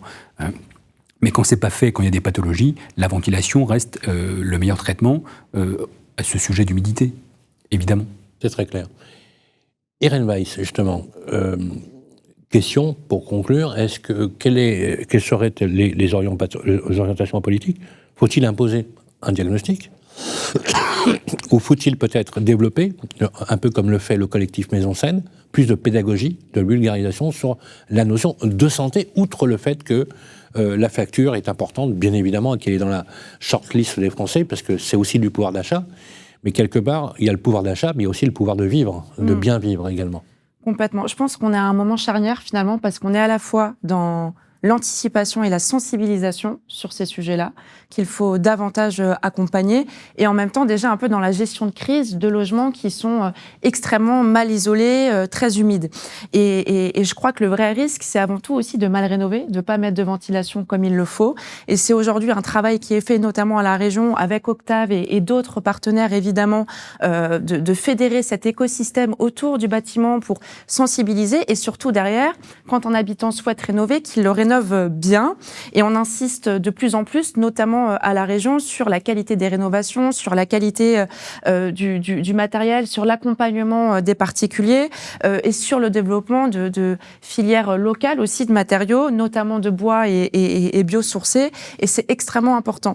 Et donc effectivement, c'est ancrer davantage sur la rénovation, mais la bonne rénovation pour pouvoir évidemment réduire la facture à la fin du mois, mais si déjà on rénove, mettre la ventilation davantage pour cet enjeu justement de santé publique. Mais il y a vraiment deux enjeux là. Il y a l'accompagnement évidemment, mais il y a également la prévention. Moi j'apprends quelques chiffres aujourd'hui moi-même, et je crois que c'est important de pouvoir en parler davantage et de sensibiliser chaque propriétaire et chaque habitant de son logement. Eh bien, écoutez, on vous invitera à vous exprimer politiquement sur le sujet pour notre prochain collectif qui aura lieu au Cercle National des Armées à Paris. Vous êtes invités, ce sera tout début juin. On se permettra de le faire. On sera très heureux de vous recevoir parce que l'acte politique est aussi un acte dans la cité, et le bâti, c'est vraiment un peu l'artère fémorale de la ville. Donc là, j'ai un mois et demi pour faire un plan d'attaque sur l'humidité pour pouvoir le dévoiler en juin, si j'ai bien compris. L'objectif de ce collectif, c'est évidemment, c'est de pousser. Et pour pousser, il faut des parlementaires, des acteurs de la vie publique et de la vie locale. Merci beaucoup. Merci. Frédéric Berdard, de votre côté, alors vous êtes un prescripteur. Vous êtes dans le règne de l'intermédiation, à la fois dans le syndic de copropriété pour la vie des propriétaires occupants des habitants, également en transaction et en administration de biens. Quel est votre sentiment sur ce qu'il faudrait faire et les conclusions, à l'instar de ce qui s'est échangé dans cette table ronde? Alors j'aimerais surtout mettre ma casquette de syndic et d'administrateur de biens. Il y a une humidité qui, d'après moi, pourrait être plus simple à régler que l'humidité que je qualifierais de technique et d'intrinsèque. C'est l'humidité comportementale. Parce que vous pouvez... Oui, je m'explique. C'est finalement la façon dont vous allez utiliser des logements rénovés, ou non rénovés d'ailleurs, c'est votre façon de vivre qui génère de l'humidité. Combien de fois je vois dans des appartements performants sur le papier, des occupants, qu'ils soient locataires ou autres, boucher la VMC pour une question de confort, soi-disant parce que ça fait du bruit. Mais boucher les VMC, boucher les entrées d'air. C'est du suicide. Et comme vous dites, mais donc finalement, le côté technique ne suffit pas. Et je pense qu'il faudrait en effet également faire de la formation, informer les occupants sur finalement l'attitude à avoir dans un logement, qu'il soit rénové ou non. Et ça me semble important. Savoir utiliser son logement. Exactement. Intéressant comme... intéressant. Je dirais peut-être également une mesure à prendre au niveau des promoteurs. On impose aux promoteurs de faire des locaux à vélo, de plus en plus d'ailleurs, on doit les surdimensionner. Il existe bien sûr un local poubelle, mais il n'y a pas de local pour faire sécher du linge. Et quand on habite dans un appartement, où est-ce qu'on fait sécher le linge ? Dans le salon, dans la chambre, ou dans des pièces qui ne sont pas appropriées. Alors vous faites ça, cumulé avec le bouchage des entrées d'air et de la VMC, et vous créez justement une sorte de serre qui va entraîner justement l'apparition de différents stigmates d'humidité. C'est un bouillon de culture, là, que vous nous décrivez, bien évidemment. Okay. C'est extrêmement intéressant. J'aime beaucoup l'idée, je retiens la punchline, là, effectivement, à savoir utiliser son logement. Maître Berthold. Eh bien moi, grâce à vous tous, je vais plus questionner mes vendeurs pour détecter le problème, les inviter à le documenter et vous viendrez au Cercle National des Armées. Et je viendrai également partager cette expérience avec nous. Mais oui, non, mais je vous remercie de tout ce que j'ai appris aujourd'hui et dont je vais faire bénéficier mes confrères. Les conclusions avec notre expert qui est en présence, merci Manuel Wojciechowski. Réaction d'abord sur ce qui s'est dit en termes de conclusion et de finir sur une bonne note, puisqu'on souhaite donc que dans cette émission et dans cette collection, on ait toujours des gestes curatifs, positifs et résolument constructifs. Ce qui ne nous empêche pas d'ailleurs de parler des sujets, bien évidemment. Non, moi je pense que pour remettre les choses dans le contexte, puisque en plus d'être directeur national de la formation, je suis également responsable du département expertise, justement chez Murprotec en Alsace-Lorraine. Donc je suis sur le terrain depuis 9 ans. Donc je connais le secteur.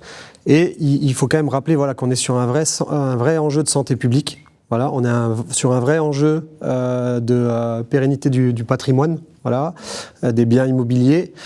Moi, je dirais deux choses. Je dirais que déjà, il ne faut pas rester sans savoir. C'est-à-dire qu'au moindre doute, dès les premiers symptômes, dès les premières apparitions, il faut faire un diagnostic humidité. Voilà, c'est un diagnostic, comme vous le disiez tout à l'heure, qui est gratuit, qui a une valeur de 350 € TTC, mais qui est gratuit. Et donc, dans ce diagnostic, nous, on va faire une expertise complète du bâtiment, de la cave au grenier, en réalisant des relevés d'hygrométrie, en vérifiant s'il y a des ponts thermiques, des points de rosée, en vérifiant s'il y a une présence d'humidité structurelle, c'est-à-dire une humidité dans les murs. Petite explication pour les néophytes. Oui. Point de rosée. Le point de rosée, en fait, c'est... c'est très poétique, point de rosée. Oui, il n'y a pas de problème. En fait, c'est la température à laquelle l'eau va passer de l'état gazeux à l'état liquide. Et donc, effectivement, quand on a des symptômes, par exemple, liés à de la condensation, parce qu'on a cet effet un petit peu cocotte-minute, l'humidité et la condensation, l'air à l'état gazeux va se diriger vers ces ponts thermiques, ces points de rosée, pour se transformer de l'état gazeux à l'état liquide. Le pont thermique, c'est ce qui va conduire, finalement, ces points-là, et qui permettent de relever l'humidité en question. Tout à fait, à générer donc de la condensation, des gouttelettes, de la buée, puis après des traces de moisissure. Donc ça, c'est le premier point. On vérifie aussi la qualité de l'air, donc on mesure la pollution intérieure. Comment on fait pour mesurer ? On a des appareils en fait, qui nous permettent de mesurer s'il y a une présence de formaldéhyde, de particules fines, de composés organiques volatiles, pour mesurer la qualité de l'air.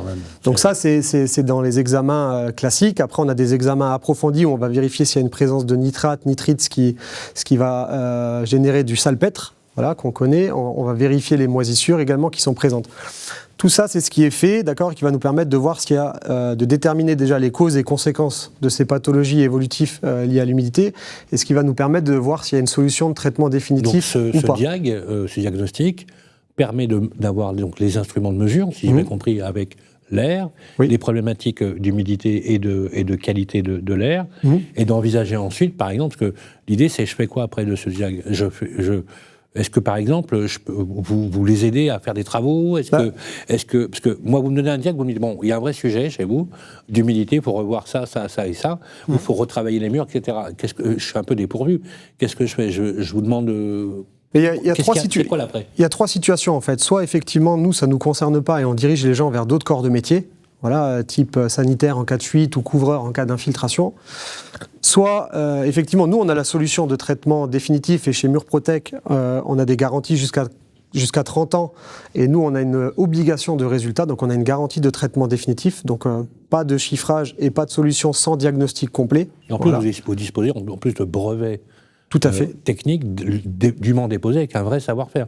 Donc quand vous dites, c'est pas un slogan marketing, traitement définitif, c'est vraiment définitif. C'est vraiment définitif, oui, tout à fait. Et le dernier point, pour rebondir justement sur ce que vous dites, c'est n'attendez pas qu'il soit trop tard. Gary Ordener le disait également tout à l'heure en introduction, les gens attendent que ce soit grave, comme une maladie, alors que l'humidité, ça fonctionne comme une maladie, en fait, ça a plusieurs stades. Elle évolue et il y a un stade qui est terminal, où là, effectivement, nous, dans 15% des cas, il faut le savoir quand même, mais dans 15% des cas, il n'y a malheureusement pas ou plus de solution, c'est trop tard. Ouais, vous savez, ça me fait penser aux hypochondriaques, mais à l'envers. C'est-à-dire ceux qui nient le truc. Je vais bien, tout va bien, quoi. Tout à fait. Et rien que l'idée de voir un médecin, ou les gens qui ont peur du dentiste, enfin voilà, c'est un peu le travail. Et résultat, quand on arrive, c'est parfois une catastrophe. Donc vous avez absolument raison. Un immense merci à vous, Manuel Jekolski. Merci à vous 5 d'être venus. Un immense merci à Catherine Bertol, présidente de la Chambre des notaires du Bas-Rhin. Merci et revenez nous voir souvent. On a particulièrement votre présence. Un immense merci à Frédéric Bernard. Il faut venir nous voir aussi également à Paris. On vous invite aussi. On va inviter tout le monde au Cercle national des armées. Ça va être beaucoup plus simple, mais je vous rassure et je le dis au public, on va se réunir régulièrement et on vous invitera. C'est important que vous compreniez qu'il y a une continuité dans cette action, puisque chacun à votre niveau, vous êtes les prescripteurs d'une solidarité nécessaire à l'égard de la santé publique. Et je pense que c'est vraiment important. Et je sais qu'en plus, le président national, Loïc Quentin, y est très sensible. Merci Frédéric Bernard, président de la FNAIM 67. Un immense merci à Irène Weiss. Vous êtes conseillère régionale de la région Grand Est et maintenant au conseil municipal dans l'opposition de la mairie Strasbourg. Donc on saura qui appeler quand on arrive à Strasbourg. Et merci d'avoir pris le temps de venir sur notre plateau. Merci également à Maxime Langlais, patron, directeur général d'Octave, pour tout ce que vous faites. À suivre, les amis, nous avons une table ronde sur... On va aller un peu plus sur l'enjeu de santé publique, parce qu'avec des professionnels, parce qu'on veut rendre poreux, décloisonner, si je puis dire des choses comme ça, les univers, vous savez, des métiers de la maîtrise d'ouvrage, mais également de la santé publique, avec des médecins, des prescripteurs, des mutuelles, voilà, tous ceux qui dialoguent autour de la santé. On va recevoir Jonathan Oberlé, qui est responsable de la cellule Habitat Qualité de l'air à l'ARS Grand Est, Agence régionale de santé. Aline Langenfeld, qui est ingénieure d'études à Atmo Grand Est, également, qui sera avec nous pour parler de ce sujet. Rosalie Dulc, qui est chargée de projet prévention et promotion de la santé à la Mutualité Française Grand Est. La Mutualité Française, c'est hyper important. C'est eux qui financent la santé dans notre pays. Et donc, ils sont très sensibles. Ils sont également de gros prescripteurs sur la question. Et bien sûr, nous recevrons également notre star national, Édouard David, qui est responsable de l'engagement, du pôle d'engagement sociétal chez Murprotec, pour nous éclairer sur ce sujet. Applaudissements du public. On se retrouve dans quelques instants. Les amis, de retour sur le plateau, ici dans notre bonne vieille ville de Strasbourg. Vous ne pouvez pas y rêver mieux, il fait beau à Strasbourg, comme quoi il peut faire très beau à Strasbourg. On est en tout cas ravis d'être avec vous. Maison Saine, c'est la collection qui vous concerne, qui parle de votre logement, de votre immobilier, qualité de l'air intérieur, l'humidité, les problématiques de santé, mais également ce qui touche également à votre portefeuille, puisque n'oubliez pas qu'un bâtiment ou une maison, un appartement peut voir dégrader sa propre valeur financière à cause des problèmes d'humidité, bien évidemment. Donc en plus, c'est double peine, parce que si en plus vous avez des problèmes, soit cardiovasculaires, d'asthme, etc., parce qu'on en est là parfois, et qu'en plus vous perdez 15 ou 20% de valeur sur votre maison, ben écoutez, c'est, voilà, en sachant que l'autre objectif, c'est également de vous donner des solutions curatives. Alors, cette deuxième partie d'émission, on est ravis d'accueillir sur le plateau, elle a pour la thématique humidité et santé. Vers un enjeu de santé publique, parce qu'il faut que ça devienne un enjeu de santé publique, parce que c'est presque des morts silencieuses, puisque on en parlera tout à l'heure avec vous. On voit bien que les effets délétères de la qualité de l'air et de l'humidité dans l'habitat sont des cycles longs, et donc effectivement c'est moins palpable que les accidents de la route, bien évidemment, alors qu'il y a, tenez-vous bien les amis, je le répète, 3 à 5 fois plus de morts liées à l'habitat qu'il y en a sur la route. Et pourtant, il n'existe pas, par exemple, de délégation intergouvernementale ou interministérielle sur la prévention de l'humidité ou de l'air. Peut-être que ce que nous faisons aujourd'hui pourra peut-être préfigurer de la création de cette délégation. En tout cas, on a des politiques qui viennent régulièrement nous voir et on essaiera peut-être aussi de pousser cette idée. Pour parler de ce sujet, parce que ces infiltrations, ces humides, les moisissures, il a celui de l'impact sur la santé. Et la région Grand Est est en pointe notamment avec les travaux menés autour de la santé environnementale, notamment avec le CHU de Strasbourg. Et pour évoquer justement ce sujet sensible, plus orienté vers la santé, l'humidité, j'ai le plaisir d'accueillir sur le plateau Jonathan Oberlé. Bonjour et merci d'être avec nous. Bonjour à tous. Vous êtes responsable de la cellule Habitat et la qualité de l'air intérieur à l'Agence régionale de santé du Grand Est. Merci d'être avec nous. C'est important que vous soyez là et que vous nous donniez un petit peu votre vision des choses. Également avec nous, Aline Langenfeld, qui est avec nous, ingénieure d'études à l'Atmo Grand Est. Vous allez nous dire un mot sur l'Atmo ? Bonjour, oui. Bonjour. Alors, Atmo Grand Est, c'est l'association agréée de la surveillance de la qualité de l'air dans le Grand Est. Voilà, il y en a 19 en France et dans les DOM-TOM. Donc c'est fédéré au niveau national et vous représentez la région Grand Est, donc vous êtes l'observateur finalement de cette qualité-là et vous avez partagé avec nous vos conclusions également. Rosalie Dulc qui est également avec nous. Bonjour Rosalie. Merci d'être avec nous. Vous êtes chargée de projet prévention et promotion de la santé à la Mutualité Française Grand Est. Quand on sait ce que c'est que la Mutualité Française, Vous êtes l'alpha et l'oméga de toute prévention au niveau de la santé publique, et donc c'est important que vous soyez là. Merci d'avoir accepté notre invitation. Et nous n'aurions pas pu mener cette émission, puisque j'ai le plaisir de la coproduire également avec lui. Il est responsable du pôle d'engagement sociétal chez Murprotec, c'est Édouard David. Bonjour Sylvain, merci Édouard. On ne se quitte plus. Voilà, on était ensemble samedi sur Sud Radio. Merci d'être avec nous, Édouard. Je vais commencer par vous, Rosalie, quand on parle justement du sujet de santé publique, sur les principales problématiques que nous avons, sur notamment l'absence peut-être de prévention, ou l'absence de connaissances, ou tout simplement peut-être la mauvaise mesure de la prise de conscience que des phénomènes qui dégradent la santé au niveau de l'habitat sont imputables justement précisément à l'habitat. Est-ce que vous, à la Mutualité française, c'est un sujet dont vous avez pris la mesure ?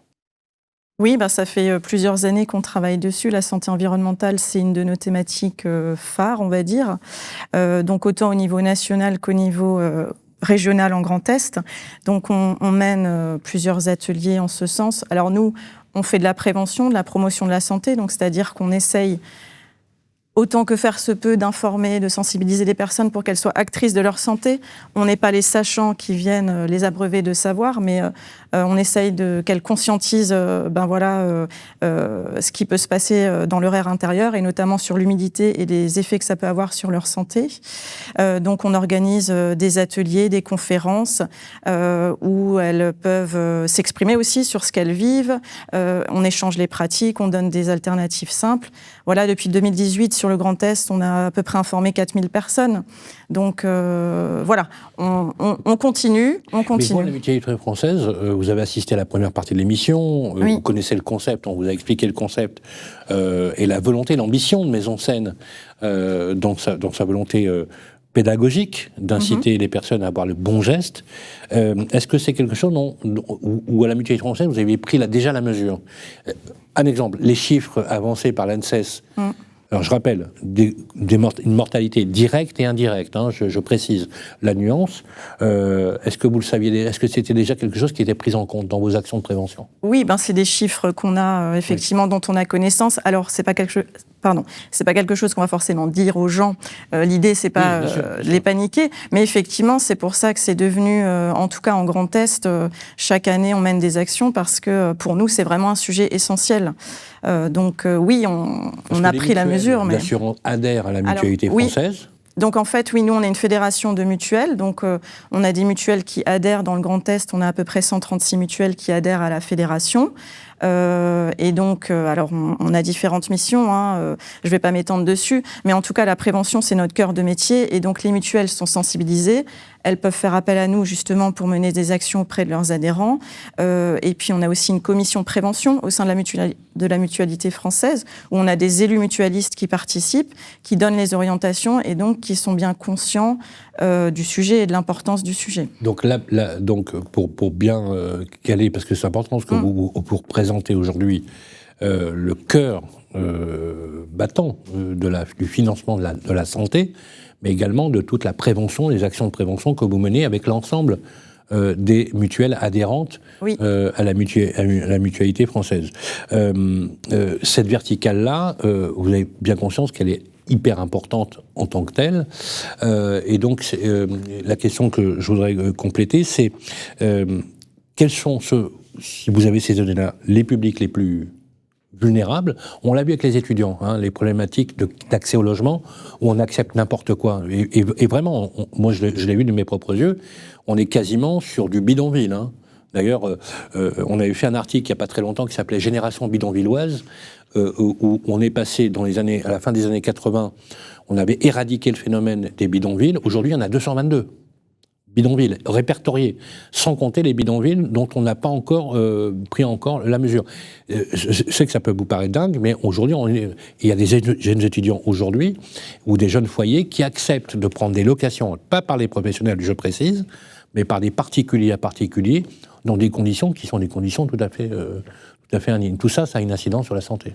Bien sûr. Alors, au niveau des publics prioritaires, alors j'ai pas forcément de chiffres là à donner, mais en tout cas, on a identifié un certain nombre de publics prioritaires.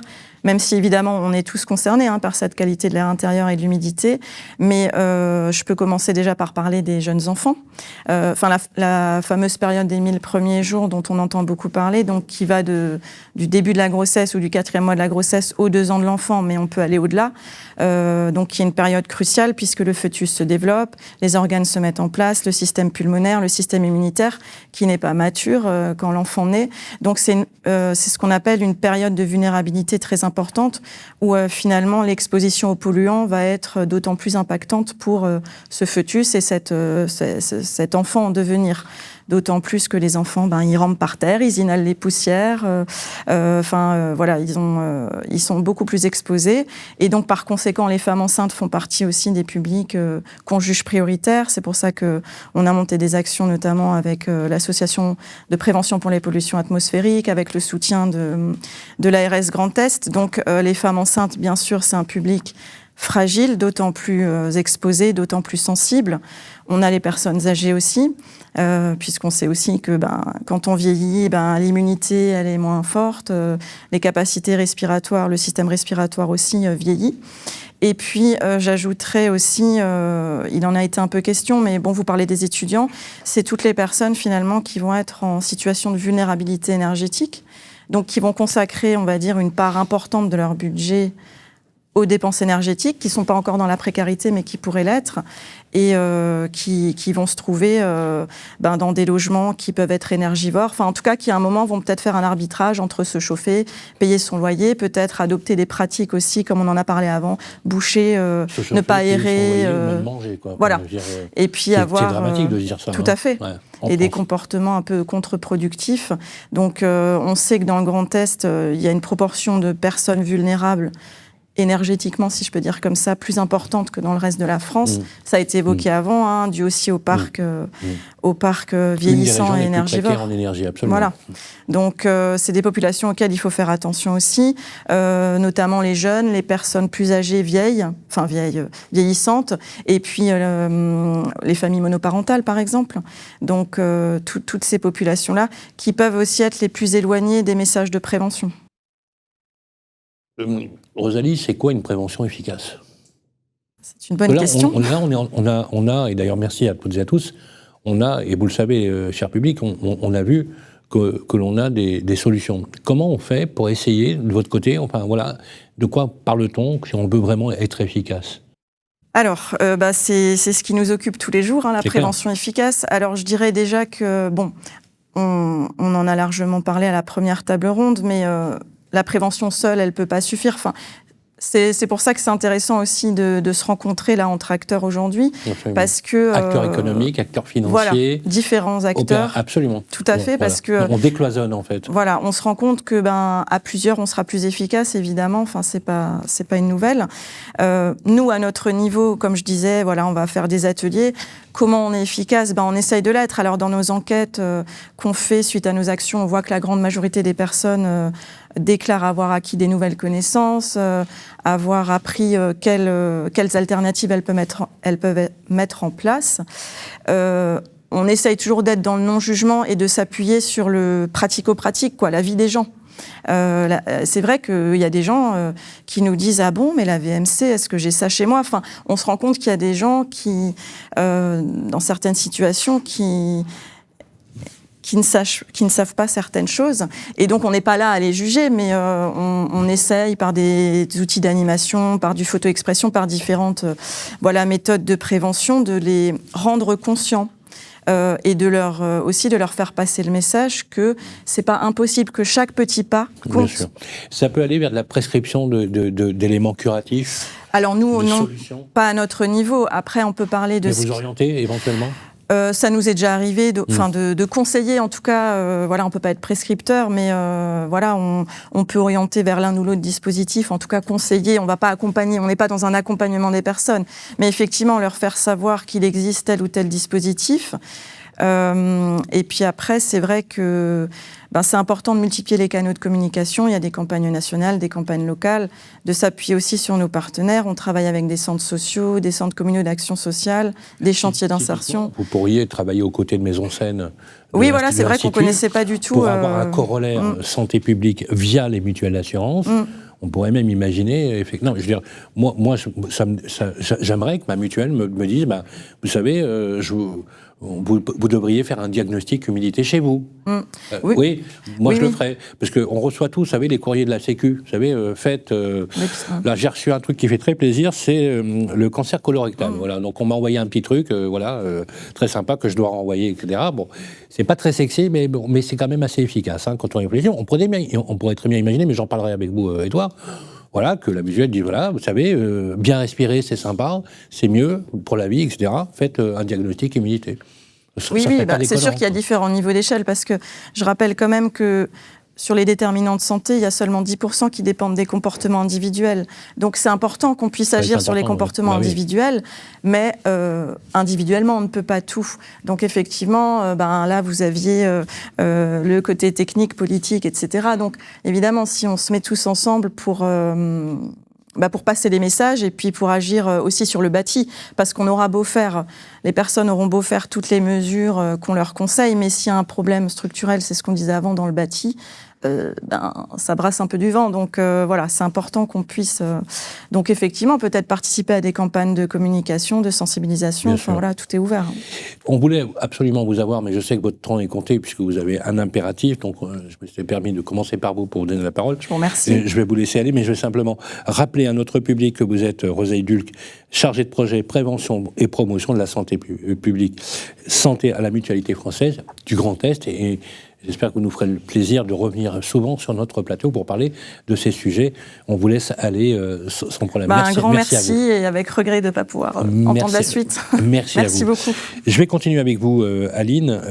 Aline Langenfeld, alors vous vous occupez de la qualité, de l'air et vous en mesurez les effets. Je voudrais juste que vous me rappeliez quelle est la mission que vous avez dans votre région, et à l'instar de ce qui s'est échangé, je sais que vous écoutiez attentivement, d'avoir votre sentiment de votre point de vue, du point de vue de l'ingénieur que vous êtes sur le sujet. Alors, Atmo Grand Est, notre mission principale, c'est d'observatoire de la qualité de l'air extérieur, tout d'abord, dans le Grand Est. Nous, la pollution, les émissions. Voilà, exactement. On publie tous les jours un indice de qualité de l'air intérieur. On est capable de prévoir des pics de pollution grâce à de la modélisation. Et c'est nous, effectivement, qui prévenons le préfet en cas de pic de pollution. Et le préfet, lui, prend des décisions quant à la pollution. Donc il y a toute cette qualité de l'air extérieur. On a toute une partie aussi qualité de l'air intérieur chez Atmo Grand Est, où on va faire des campagnes de mesure, mais aussi beaucoup de sensibilisation, parce que Atmo Grand Est, c'est aussi toute la partie communiquer autour de la qualité de l'air intérieur comme extérieur. Donc moi, je travaille en qualité de l'air intérieur, et donc je vais regarder pour les campagnes de mesure, bien sûr traiter la donnée, et après faire tout ce qui est sensibilisation autour de la qualité de l'air intérieur. Alors, justement, il y a un lien entre l'humidité et l'air intérieur. On est d'accord là-dessus. Est-ce que vous, en tant que observatrice, praticienne également, et connaissant le sujet, vous aviez pris la mesure, vous avez ces éléments de mesure sur les effets très délétères? Parce que moi, quand j'ai appris les chiffres, que nous avons d'ailleurs vérifiés, j'étais quand même sidéré. En tant que professionnel, ça fait 35 ans que je suis dans ce métier, jamais j'aurais pris conscience qu'on était arrivé à un point de phénomène sur la santé. Moi, je le vois tous les jours, en fait, l'impact de la qualité de l'air, l'humidité également, mais je vois tous les jours les polluants de la qualité de l'air intérieur et aussi leur impact sur la santé, possiblement. Mon métier, c'est de faire des campagnes de mesure et de traiter la donnée, et donc de voir tous ces polluants en fait, qui sont présents dans les airs intérieurs, que ce soit dans les logements, dans les bureaux, dans les ERP, sur tout ce panel d'établissements. Donc, bien sûr, j'en ai conscience. Et un axe de mon travail, c'est après de sensibiliser le grand public, les professionnels de santé, les professionnels du bâti, etc., à cette notion de qualité de l'air intérieur. Que l'air intérieur est 7 fois plus pollué, c'est ça, hein, c'est 5 à 10 fois plus pollué, 5 à 10 fois plus quand pollué. On parle des composés organiques volatiles. Ouais. Et ça les fait souvent, ils sont étonnés. Et nous, c'est pour ça qu'on met l'accent... Est-ce qu'il y a un électrochoc qui fait que on va se dire, mais écoutez, voilà, je sais pas, Aline, qu'est-ce qu'on peut faire pour améliorer, aidez-nous, enfin. Oui, ça leur fait peur parce que moi, je commence toujours par expliquer toutes les pollutions. polluants qu'il y a en air intérieur avec les sources. Alors souvent, les gens me disent on n'a plus envie d'aller à l'intérieur, on va rester à l'extérieur, on va mettre notre tente dehors et ce sera mieux. Donc moi, le but, c'est vraiment après, en fait, d'aller au-delà et de voir comment on améliore sa qualité de l'intérieur, comment on enlève les sources de polluants, etc. Donc, il faut quand même avoir un message plutôt optimiste et positif pour la qualité de l'air intérieur. C'est pas, il y a des actions qu'on peut mettre en place. Et bien sûr, l'humidité a un impact sur la qualité de l'air intérieur puisqu'il y a développement fongique, etc. Vous pouvez les mesurer. On peut les mesurer. Il y a plusieurs choses. Il y a soit par des capteurs pour l'humidité, donc un hygromètre qui va regarder à quel pourcentage d'humidité on est en intérieur. Donc, à savoir, c'est entre 40 et 60% où on estime c'est les recommandations qui sont faites en intérieur. En dessous, on est plutôt sur un air trop sec et au-dessus, on est un air trop humide et donc là, il y a développement fongique, etc. Le bon équilibre, c'est entre 40 et 60%. Et 60%. Et là, on est sur un risque sur la santé maîtrisé. Voilà, c'est ça. Il y a aussi à prendre en compte, bien sûr, la température. Bien sûr. Et les variations de température. Voilà, c'est ça. D'où la nécessité d'avoir une qualité de VMC, de ventilation mécanique contrôlée, efficace. Il y a la VMC, il y a l'aération de manière générale. Quand les VMC sont souvent présentes que dans les endroits humides, donc dans le reste des bâtiments. Bien sûr que ça joue quand même la VMC quand on détalonne bien les portes, etc. Il y a certains courants de pensée qui disent qu'on devrait mettre une VMC dans chaque pièce de la maison. Moi, je suis plutôt d'avis que les gens prennent conscience et soient acteurs de leur air intérieur. Ce que disait d'ailleurs Frédéric Bernard, c'est savoir utiliser. Voilà, c'est ça. Comprendre et s'investir et avoir les bonnes recommandations et savoir ouvrir les fenêtres quand il y en a besoin, etc. Parce que la ventilation, forcément, on enlève tout ce qui est la personne doit faire, mais du coup la personne prend plus conscience aussi des problématiques qu'il peut y avoir en air intérieur. Donc après je parlais des capteurs du coup pour l'hygrométrie, mais nous dans la région Grand Est, on a la chance d'avoir le dispositif Interagir, et ce dispositif-là d'ailleurs qui est financé par... Il s'appelle Interagir. Interagir. Donc c'est un dispositif qui comprend quoi? Alors c'est un dispositif qui est financé par l'Agence régionale de santé. Et en fait, ce dispositif, il est simple. C'est des personnes qui ont des problèmes de santé au niveau ORL, au niveau pneumo, etc., qui ont chez eux, mais ces symptômes-là disparaissent en dehors de chez eux. Donc, quand ils partent en vacances une semaine, en fait, ils sont bien mieux que la semaine où ils sont chez eux. Et en fait, ces personnes-là, ils peuvent avoir recours à ce dispositif gratuitement avec la visite d'un conseiller en environnement intérieur. Donc, il y en a plusieurs dans la région Grand Est qui vont venir faire un diagnostic de leur établissement. Alors, ce n'est pas un diagnostic comme pourrait faire Murprotec, c'est un diagnostic large sur la qualité de l'air intérieur, donc avec aussi, on va regarder les produits qui sont utilisés pour le ménage, etc., les habitudes des personnes. Et une fois ce diagnostic fait, il y a tout un tas de recommandations qui peuvent être effectuées par le conseiller en environnement intérieur. Et en cas de problématiques un petit peu plus poussées, notamment au niveau des polluants chimiques, nous, Atmo Grand Est, on intervient pour faire une campagne de mesure directement dans le logement. Donc, tout ça est gratuit pour les patients, puisque l'Agence régionale de santé... les conseillers exactement. Et les experts sont des conseillers indépendants Oui, c'est une association. Ils ont quand même suivi peut-être On est familier avec tout ça, puisqu'en effet, on a Bruno Tudal qui a rejoint aujourd'hui le programme Maison Saine et qui fait partie de ce conseil scientifique et qui nous épaule au quotidien justement sur ces questions. Alors, c'est intéressant, parce que quand je vous écoute, Aline, et je vais vous donner la parole à vous, Jonathan, c'est que je me dis, mais en fait, on a les solutions. On a les matériaux qui nous permettent de le faire. Alors justement, on va essayer de bousculer un peu de vous titiller également. Pourquoi c'est si peu répandu, Jonathan, alors que précisément, vous mettez en place, vous, à l'ARS, dans votre région, les outils nécessaires pour y faire face? Alors pourtant, on essaye de sensibiliser sur le dispositif Interagir, notamment les médecins, puisque c'est sur prescription médicale. Donc il faut une certaine pathologie avant de solliciter Interagir.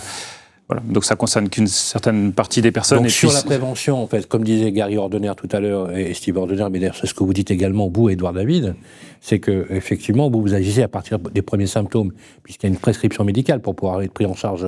Alors pour Interagir, oui. Après, on fait d'autres choses à l'ARS aussi. Mais on pourrait imaginer que vous puissiez en amont un petit peu en mesurer un peu les choses. Parce que vous, l'ARS, je voudrais juste qu'on comprenne bien. Je voudrais que vous nous réexpliquiez, comme même question. Impact, humidité, santé. Donc, et le rôle que vous avez à l'ARS, notamment sur la sous-estimation peut-être du problème, très clair. Parce que quand on voit aujourd'hui les chiffres et notamment l'acte à partir duquel l'usager, si je peux dire les choses comme ça, va agir, il peut se passer jusqu'à 10 ans, quoi. Alors, et ça peut compromettre les... Pour vous répondre, il y a plusieurs volets à l'ARS, il y a plusieurs services d'ailleurs. Oui. Le mien, c'est la santé environnementale, et on agit plus avec des missions régaliennes. Ça veut dire que quand on a des signalements de personnes qui émettent des problèmes parce que ils voient des moisissures ou parce que ils ont des fils électriques qui pendouillent et ça leur fait peur, ou tout un tas de problématiques dans leur logement. Du coup, ils peuvent faire un signalement qui arrive chez nous. C'est des locataires ou des propriétaires? Alors, il y a de tout. Il y a les locataires, les propriétaires, quand ils sont dépassés par des situations type situation d'incurie ou parce que leurs locataires font n'importe quoi, parce qu'ils bouchent les entrées d'air et que du coup, il y a des moisissures partout et qu'ils voient leur logement se dépérir. Ils font appel à nous aussi, mais il y a aussi des assistantes sociales, les mairies, les collectivités. Donc... Parce que il faut aussi un peu casser le modèle. Il n'y a pas que des propriétaires riches, il y a aussi des propriétaires très pauvres, bien sûr, qui sont dans des situations, et ça vous le savez effectivement, qui sont même incapables de faire face aux travaux, et qui voient aussi, avec l'usage, je reviens encore sur ce que disait tout à l'heure Frédéric Bernard, un mauvais usage de l'appartement pour un petit propriétaire qui, lui, est impuissant, quoi. Oui, alors on voit de tout, effectivement, à l'ARS, on voit des propriétaires qui ont fait tout ce qu'ils peuvent et puis finalement il y a encore des moisissures, etc. Et la plupart du temps on se rend compte que finalement c'est le comportement des occupants qui génère ces problèmes principalement pulmonaires, puisque les impacts sur la santé de la qualité de l'air intérieur, enfin de l'humidité, mais on parle beaucoup d'humidité, mais il y a aussi le radon, tout un tas les COV, etc. qui impactent aussi la santé des gens. Radon, le plomb d'ailleurs, parce que moi j'ai appris également que le plomb un vrai sujet sur les enfants, puisque c'est une des causes naturelles d'atteinte du saturnisme, notamment. Ça, c'est un vrai sujet. Alors, saturnisme, en fait, c'est un retard du développement cognitif de l'enfant. Tout à fait. Faut le rappeler. Est-ce que les services de santé, Jonathan Eberlé, sont-ils de plus en plus sollicités? Alors, c'est une vraie question, parce que est-ce qu'on a une époque auquel j'ai appartenu d'ailleurs, ça passait sous les radars, mais il n'y avait pas moins de problèmes. Là, on a l'impression que c'est vraiment un vrai sujet. Est-ce que c'est un vrai sujet? Parce qu'on en parle plus et que finalement, on a réussi à mettre un mot ou un nom sur le phénomène. Alors, nous, on n'a pas forcément beaucoup plus de signalements, mais on en a beaucoup chaque année. Et donc, les services de l'État, je pense en général, sont assez sollicités quand les citoyens disent j'ai des problèmes. Mais on voit qu'il y a une croissance quand même. Est-ce que c'est une prise de conscience du phénomène, ou est-ce que ça serait lié, par exemple, également, parce qu'il faut le dire, au dérèglement climatique et aux épisodes? Alors, ça peut, et puis les gens font peut-être aussi un peu plus attention à leur santé, mais comme on disait avant, ils ne voient que une certaine partie du problème. Et donc, c'est sûr que quand ils voient des moisissures, il y en a qui vont réagir et se dire il faut que je le signale. Et donc, ils contactent leur propriétaire. Leur propriétaire soit ne fait rien, soit n'a pas les moyens, etc.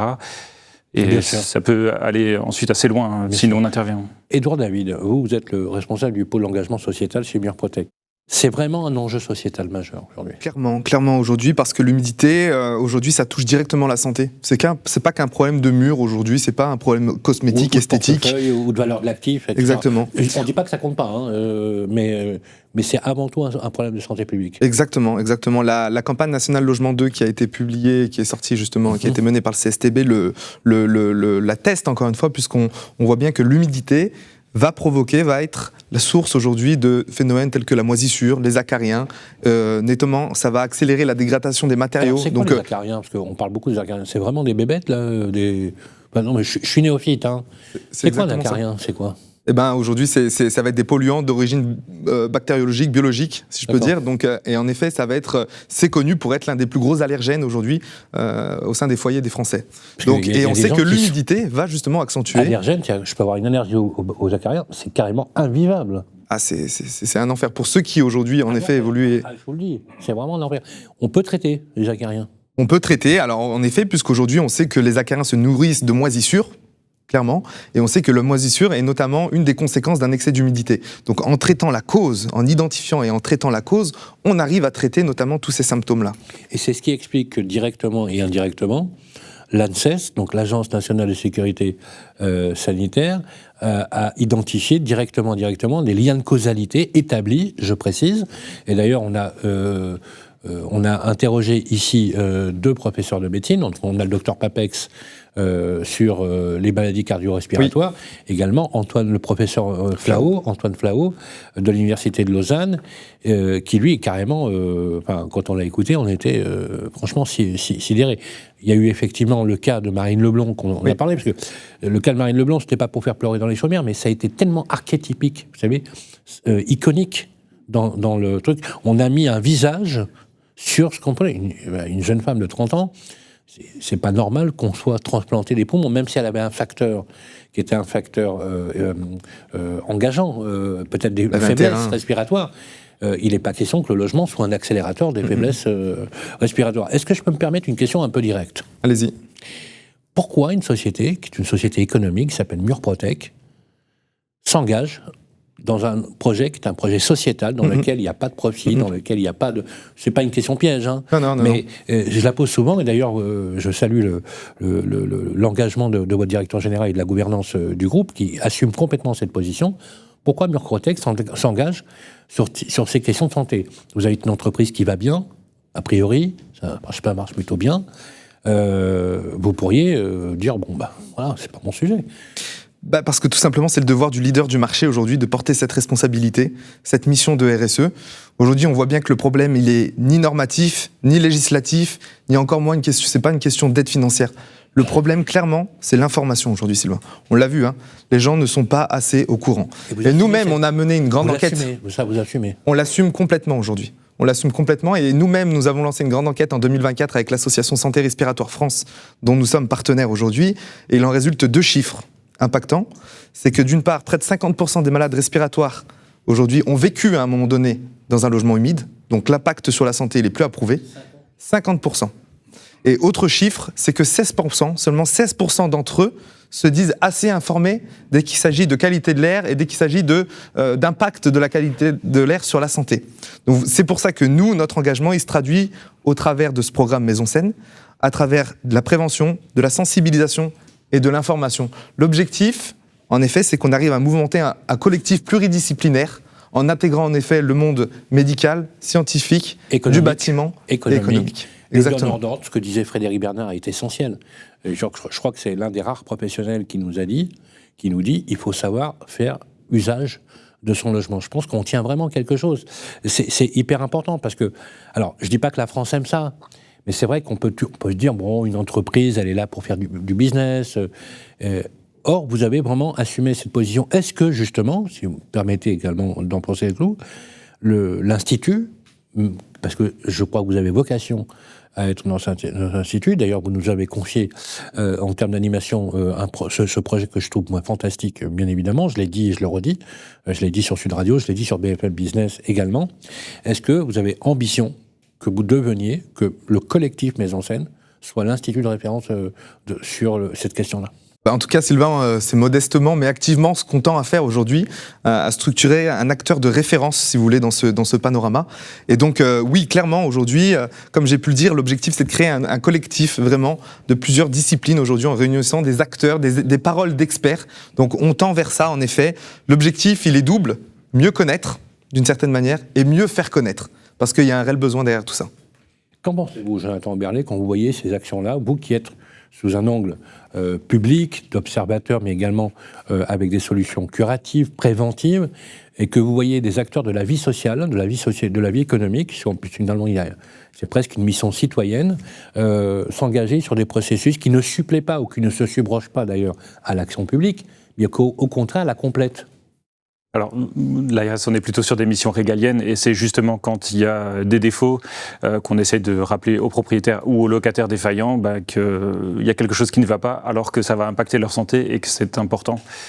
J'ai plein de situations en tête, mais des familles avec des jeunes enfants qui sont dans des logements remplis de moississures et un propriétaire qui minimise le problème. Voilà, là, l'État est là pour dire stop.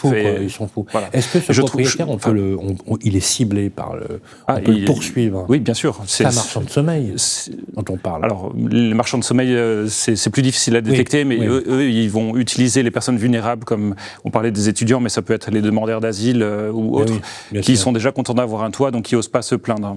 Ceux-là, on aimerait bien les trouver, et puis on les rappellerait à l'ordre avec plaisir. Ce que je trouve intéressant dans la démarche, c'est que nous, on voit, par exemple, des fenêtres qui sont changées sans entrée d'air. Et donc, le professionnel du bâtiment est intervenu et n'a même pas posé la question au propriétaire de comment elle fonctionne votre ventilation. Et donc, il y a des choses contre-productives qui sont faites. Les logements sont de mieux en mieux isolés, sauf que la ventilation n'est pas prise en compte. Et du coup, on nous appelle pour dire j'ai des moisissures partout, qu'est-ce qui se passe, quoi.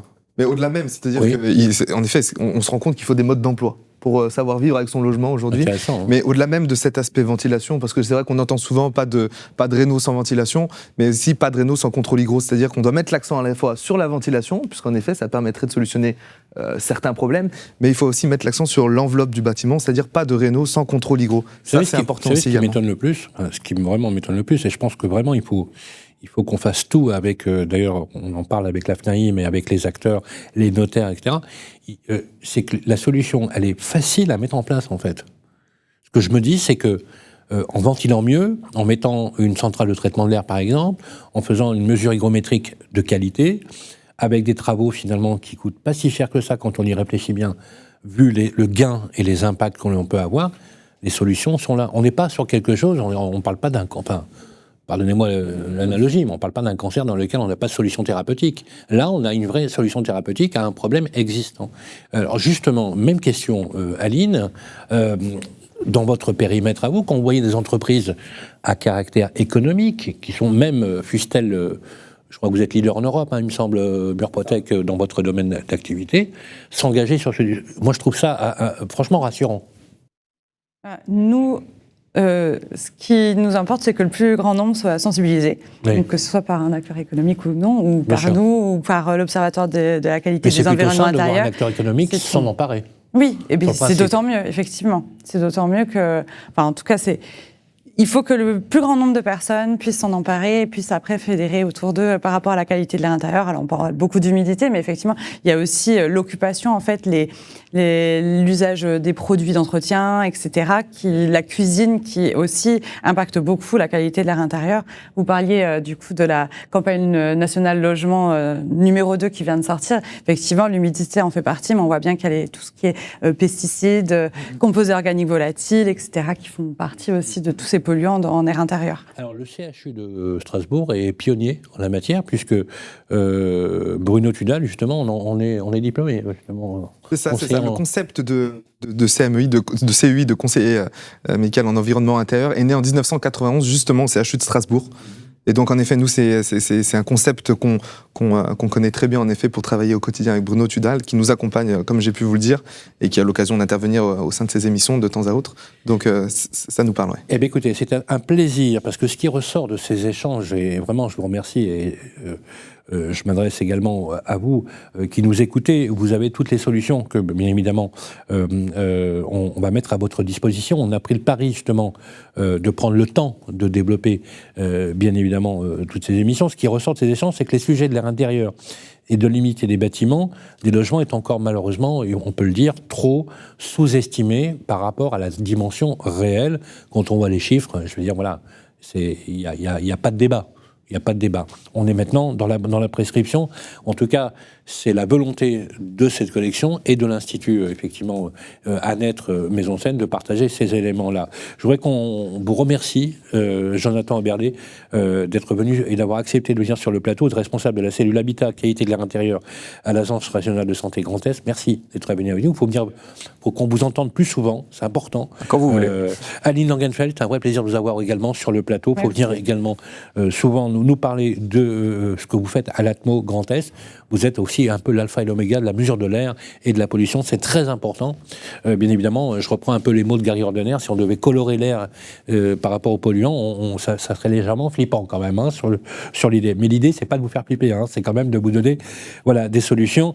Je voudrais qu'on remercie, elle est partie, Rosalie Dull, qui est chargée de projet prévention et promotion de la santé à la Mutualité française Grand Est. Et enfin, un immense merci à notre Édouard David, national responsable de l'engagement du pôle d'engagement sociétal chez Murprotec. On vous retrouve régulièrement tous les samedis sur Sud Radio dans votre chronique, puisque vous animez également une chronique pédagogique, Maison Saine, sur comment faire en sorte que ces gestes-là soient bénéfiques pour toutes celles et ceux. Une dernière petite conclusion, je vais demander à Gary Ordener et Steve Ordener de venir me rejoindre sur le plateau. Applaudissements et merci à vous d'être venus sur le plateau. Les amis, de retour sur le plateau, nous allons conclure cette émission. On va le faire avec nos deux invités qui étaient avec nous d'ailleurs pour l'introduction. Rebonjour Gary Ordener, bonjour. Directeur général de Murprotec France et Suisse et le patron du réseau professionnel Division Pro, Steve Ordener. Merci. A priori, il y a peut-être un lien de famille puisqu'ils s'appellent Ordener tous les deux. Sait-on jamais. Voilà. Merci d'être avec nous. Je voudrais justement avoir votre sentiment un peu sur ce qui s'est dit. Sur des échanges passionnants et très décloisonnants, puisqu'on a vu les périodes, et savoir finalement, quelque part, vous demander à chacun votre sentiment, est-ce qu'on peut retenir de ce qui s'est échangé, et surtout, même question pour chacun, quel est aujourd'hui le niveau d'urgence à agir, parce que urgence, non pas à réfléchir, mais également à agir sur ces sujets. On va commencer par vous, Gary. Alors on l'a vu pendant toute l'émission, l'urgence elle est réelle et elle augmente. Je le disais en début d'émission, nous on le voit sur le terrain avec plus de 30% de nos demandes de diagnostic. Cette année, on va atteindre plus de 45 000 demandes de diagnostic en 2025. Donc effectivement, c'est un vrai sujet. Le changement climatique accentue également ces problématiques. Et on l'a vu tout le long, d'accord, beaucoup de gens restent malheureusement encore sans savoir. Il y a un vrai manque d'information. Donc le vrai enjeu, c'est d'agir pour que les personnes aient les bons réflexes, les bons gestes, d'accord, voilà. Il faut comprendre les risques, parce que si on ne comprend pas les risques, on ne mettra pas en avant des solutions, d'accord, préventives. Donc ça, c'est très important. Et c'est pour ça que nous, on l'a dit, on a décidé d'agir. Vous en avez parlé avec Édouard, dans notre programme Maison Saine. Je vais vous poser la même question. Très franchement, vous assumez très bien une entreprise qui est là pour être profitable, parce qu'il n'y a pas de gros mots dans ce que je dis, clairement, vous avez décidé d'investir, de mettre aussi des moyens matériels pour créer ce collectif, cet Institut Maison Saine, dans le but de promouvoir. Pourquoi vous l'avez fait ?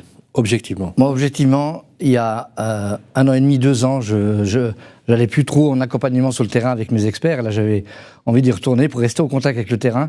Et je la fais courte. On arrive dans une maison où il y a un jeune couple, justement, qui avait un bébé qui avait 2 mois. Et j'avais dit que j'allais rien dire, j'allais voir l'expert comment il travaillait. Et on visite la chambre, c'est plein de moisissures et il y a le lit du bébé. Et je vois que les gens, il n'y a rien qui se passe. Et le bébé dort dans cette pièce. Ça les inquiète pas? Non, il était inquiété par sa cave, où il avait un problème d'infiltration. Et il y a des moisissures au plafond. Et là, je suis sorti. Et le bébé est en train de dormir. Et j'ai dit, je ne peux pas rien dire. Donc j'ai dit à la dame, moi c'est simple, madame, je ne voulais pas intervenir, mais si on n'enlève pas le lit du bébé tout de suite, moi je quitte la maison. Je ne serai pas complice de ce qui se passe. J'explique à la dame, j'avoue, elle se met à pleurer. Je lui ai même dit, je préfère que vous pleuriez maintenant, mais on enlève le lit maintenant. Pas dans 1 heure, pas dans 10 minutes, maintenant. Voilà. Le rendez-vous se termine, et en sortant, je dis à mon collaborateur, non mais c'est quoi, pour parler crûment, c'est quoi ce bordel? Et il me dit, mais Gary, c'est tout le temps que ça nous arrive. Quand on dit, d'accord, ce que tu nous as appris, les gens ne croient pas. Personne ne croit. Ils exagèrent, ils veulent absolument vendre leur truc, c'est pour ça qu'ils vont dire... Et là, je me suis dit, on ne peut pas rester comme ça. On fout qu'on ne vende pas, on est une entreprise qui fonctionne bien depuis 50 ans. Alors, vous saviez que le phénomène existait? Oui.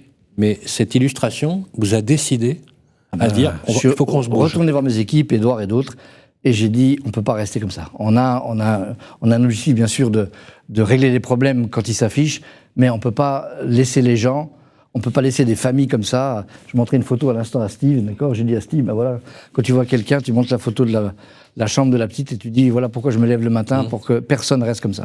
Tout à l'heure, Rosalie nous disait sur les fragilités qu'on appelle les 1000 premiers jours pour les enfants, c'est-à-dire la gestation, puis ensuite la naissance, etc., dans laquelle on a en fait le renforcement du système immunitaire. Donc c'est très intéressant à observer comme phénomène, parce que on a le système immunitaire qui se forme à la naissance et qui se dégrade à la vieillesse.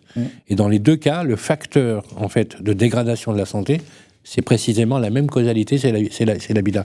C'est intéressant le parallèle que vous faites entre les deux. Steve, même réflexion, et également, qu'est-ce qu'on peut faire, de votre point de vue, parce que j'ajoute qu'au bout dans votre division, vous vous adressez à des professionnels, dans lesquels vous menez des actions pédagogiques dans le but de, justement, prescrire les bons travaux, les bons effets curatifs sur le sujet.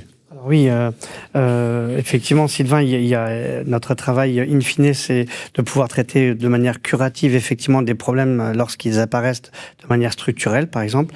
Mais on a tout un pan axé sur la prévention.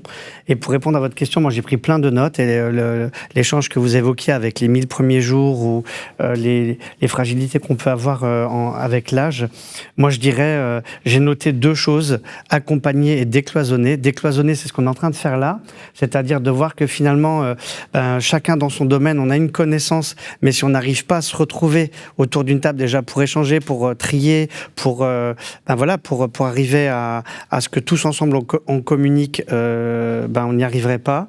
Et la deuxième chose, c'est accompagner les professionnels qui travaillent avec nous. Là, nous avons monté le partenariat avec la FNAIM dont je vous parlais, c'est former les agents, former les professionnels qui sont au contact des gens. Si je prends l'exemple, ne serait-ce que des bailleurs sociaux, il y a 5 millions de personnes qui vivent aujourd'hui dans des logements sociaux. Voilà, et c'est d'accompagner ces gens, de former les personnels qui sont en charge de ces immeubles, qui sont finalement, j'allais dire, les premiers secouristes sur place, d'accord, d'en faire un peu des secouristes de l'humidité. Ensuite, c'est d'informer, de continuer à informer, parce qu'on l'a dit, vous l'avez dit au cours de tous vos plateaux, parce que c'est en informant qu'on ouvrira les consciences. Alors justement, les professionnels sur lesquels vous intervenez. Oui. Mais c'est quoi l'erreur la plus fréquente que des propriétaires ou même des gestionnaires que vous constatez, vous ? D'attendre. Ah oui, clairement. D'attendre. La pathologie du bâtiment, elle a 4 stades. Et on a tendance, comme le disait tout à l'heure Gary, ou comme ça a pu être dit sur le plateau, on a tendance à attendre. Et moi, le premier, avant d'être vraiment familiarisé à ces sujets, je me disais, bon, il y a une petite tache dans la chambre, faudra quand même qu'on fasse quelque chose. Et puis on attend, et puis on met un petit peu de vinaigre, et puis on fait venir le plombier, etc., etc. Et donc, le plus dangereux, c'est d'attendre et de rien faire, et de pas communiquer. Voilà. Et donc, dans le doute, il n'y a pas de doute, faites un diagnostic, voilà.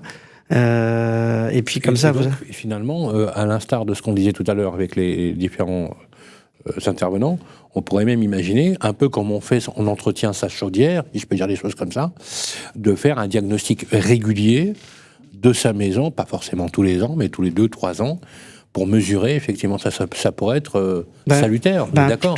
C'est important, on le voit même avec les professionnels, Sylvain, d'accord ? Nous, quand on dit on veut aider les professionnels, on le disait sur le plateau, et les professionnels souvent donnent les bons conseils, mais le locataire, lui aussi, par exemple, dans le cadre des bailleurs, il doit être informé, il a aussi des droits et des devoirs.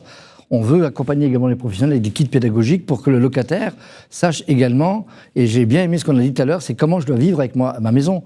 Quand je suis dans le plein centre de Paris, je ne vis pas comme si je suis à Haguenau, en pleine campagne. Alors, si vous deviez, là, pour conclure, donner un conseil simple, par quoi on doit commencer, Gary ? Clairement. Franchement, on va se répéter, mais on doit absolument, d'accord, s'informer et se renseigner et prendre des informations. Nous, sur notre site maison-scène.fr, on a déjà plein d'informations d'experts et également d'explications sur le sujet. On a même un petit test qu'on peut faire pour déjà se rendre... Oui, un test en ligne qui permet déjà d'avoir quelques informations sur la qualité et l'environnement de sa maison. Et dans le doute, comme l'a dit Steve et tout le monde. Gratuitement, oui, très facilement. Donc www.maison-scène.fr, voilà. Où là, vous expliquez, on peut y aller facilement. Tout à fait. On va rajouter d'ailleurs l'URL sous l'émission. Est-ce que demain, ce sera ma dernière question, un logement sain sera un logement sans humidité ? En tout cas, je l'espère, d'accord, voilà. Et en tout cas, il faut une humidité maîtrisée, d'accord, voilà. Ça, c'est le plus important. C'est un facteur clé de la santé du bâtiment et de la santé de ses occupants. Et donc, respirer un air sain, pour moi, c'est pas une option. Hein. Ça doit faire partie intégrante de notre quotidien. Il faut avoir de la ventilation, il ne faut pas avoir de moisissures. Il faut faire, bien sûr, de l'isolation, mais de l'isolation maîtrisée. Alors, voilà. Si je devrais clôturer, Sylvain, pour moi, un logement sain, ce n'est pas une option, c'est une responsabilité. Ça doit être le cas de tout le monde. Moi, j'aime beaucoup l'idée.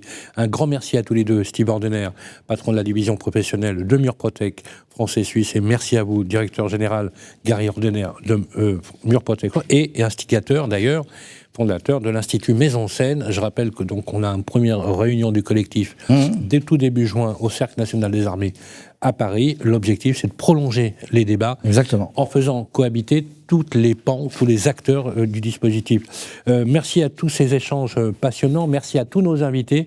Ce qu'on va retenir, c'est que le changement climatique transforme nos intérieurs, l'humidité, la santé, le bâti, la prévention, l'expertise, la formation, l'innovation. Et bien évidemment, face à ces changements-là, l'humidité devient un enjeu résiduel, important à traiter. Merci aux équipes de Murprotec d'avoir permis de réaliser ce programme ici à Strasbourg. Un immense merci à nos amis notaires ici à Strasbourg, à l'ARS, à tous les acteurs, et ici aussi également aux membres du Club de la Presse.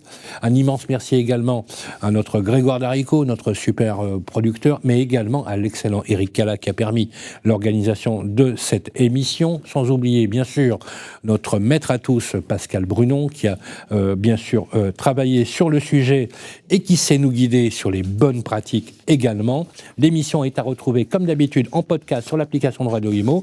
Vous pouvez partager et liker toujours avec beaucoup de bienveillance sur les réseaux sociaux. On se retrouve le mois prochain pour un prochain titre, un prochain numéro Maison Saine. D'ici là, vous prenez soin de vous et de votre maison. Maison Saine, une émission proposée par Murprotec, à réécouter et télécharger sur le site et appli de Radio.imo et sur toutes les plateformes de streaming.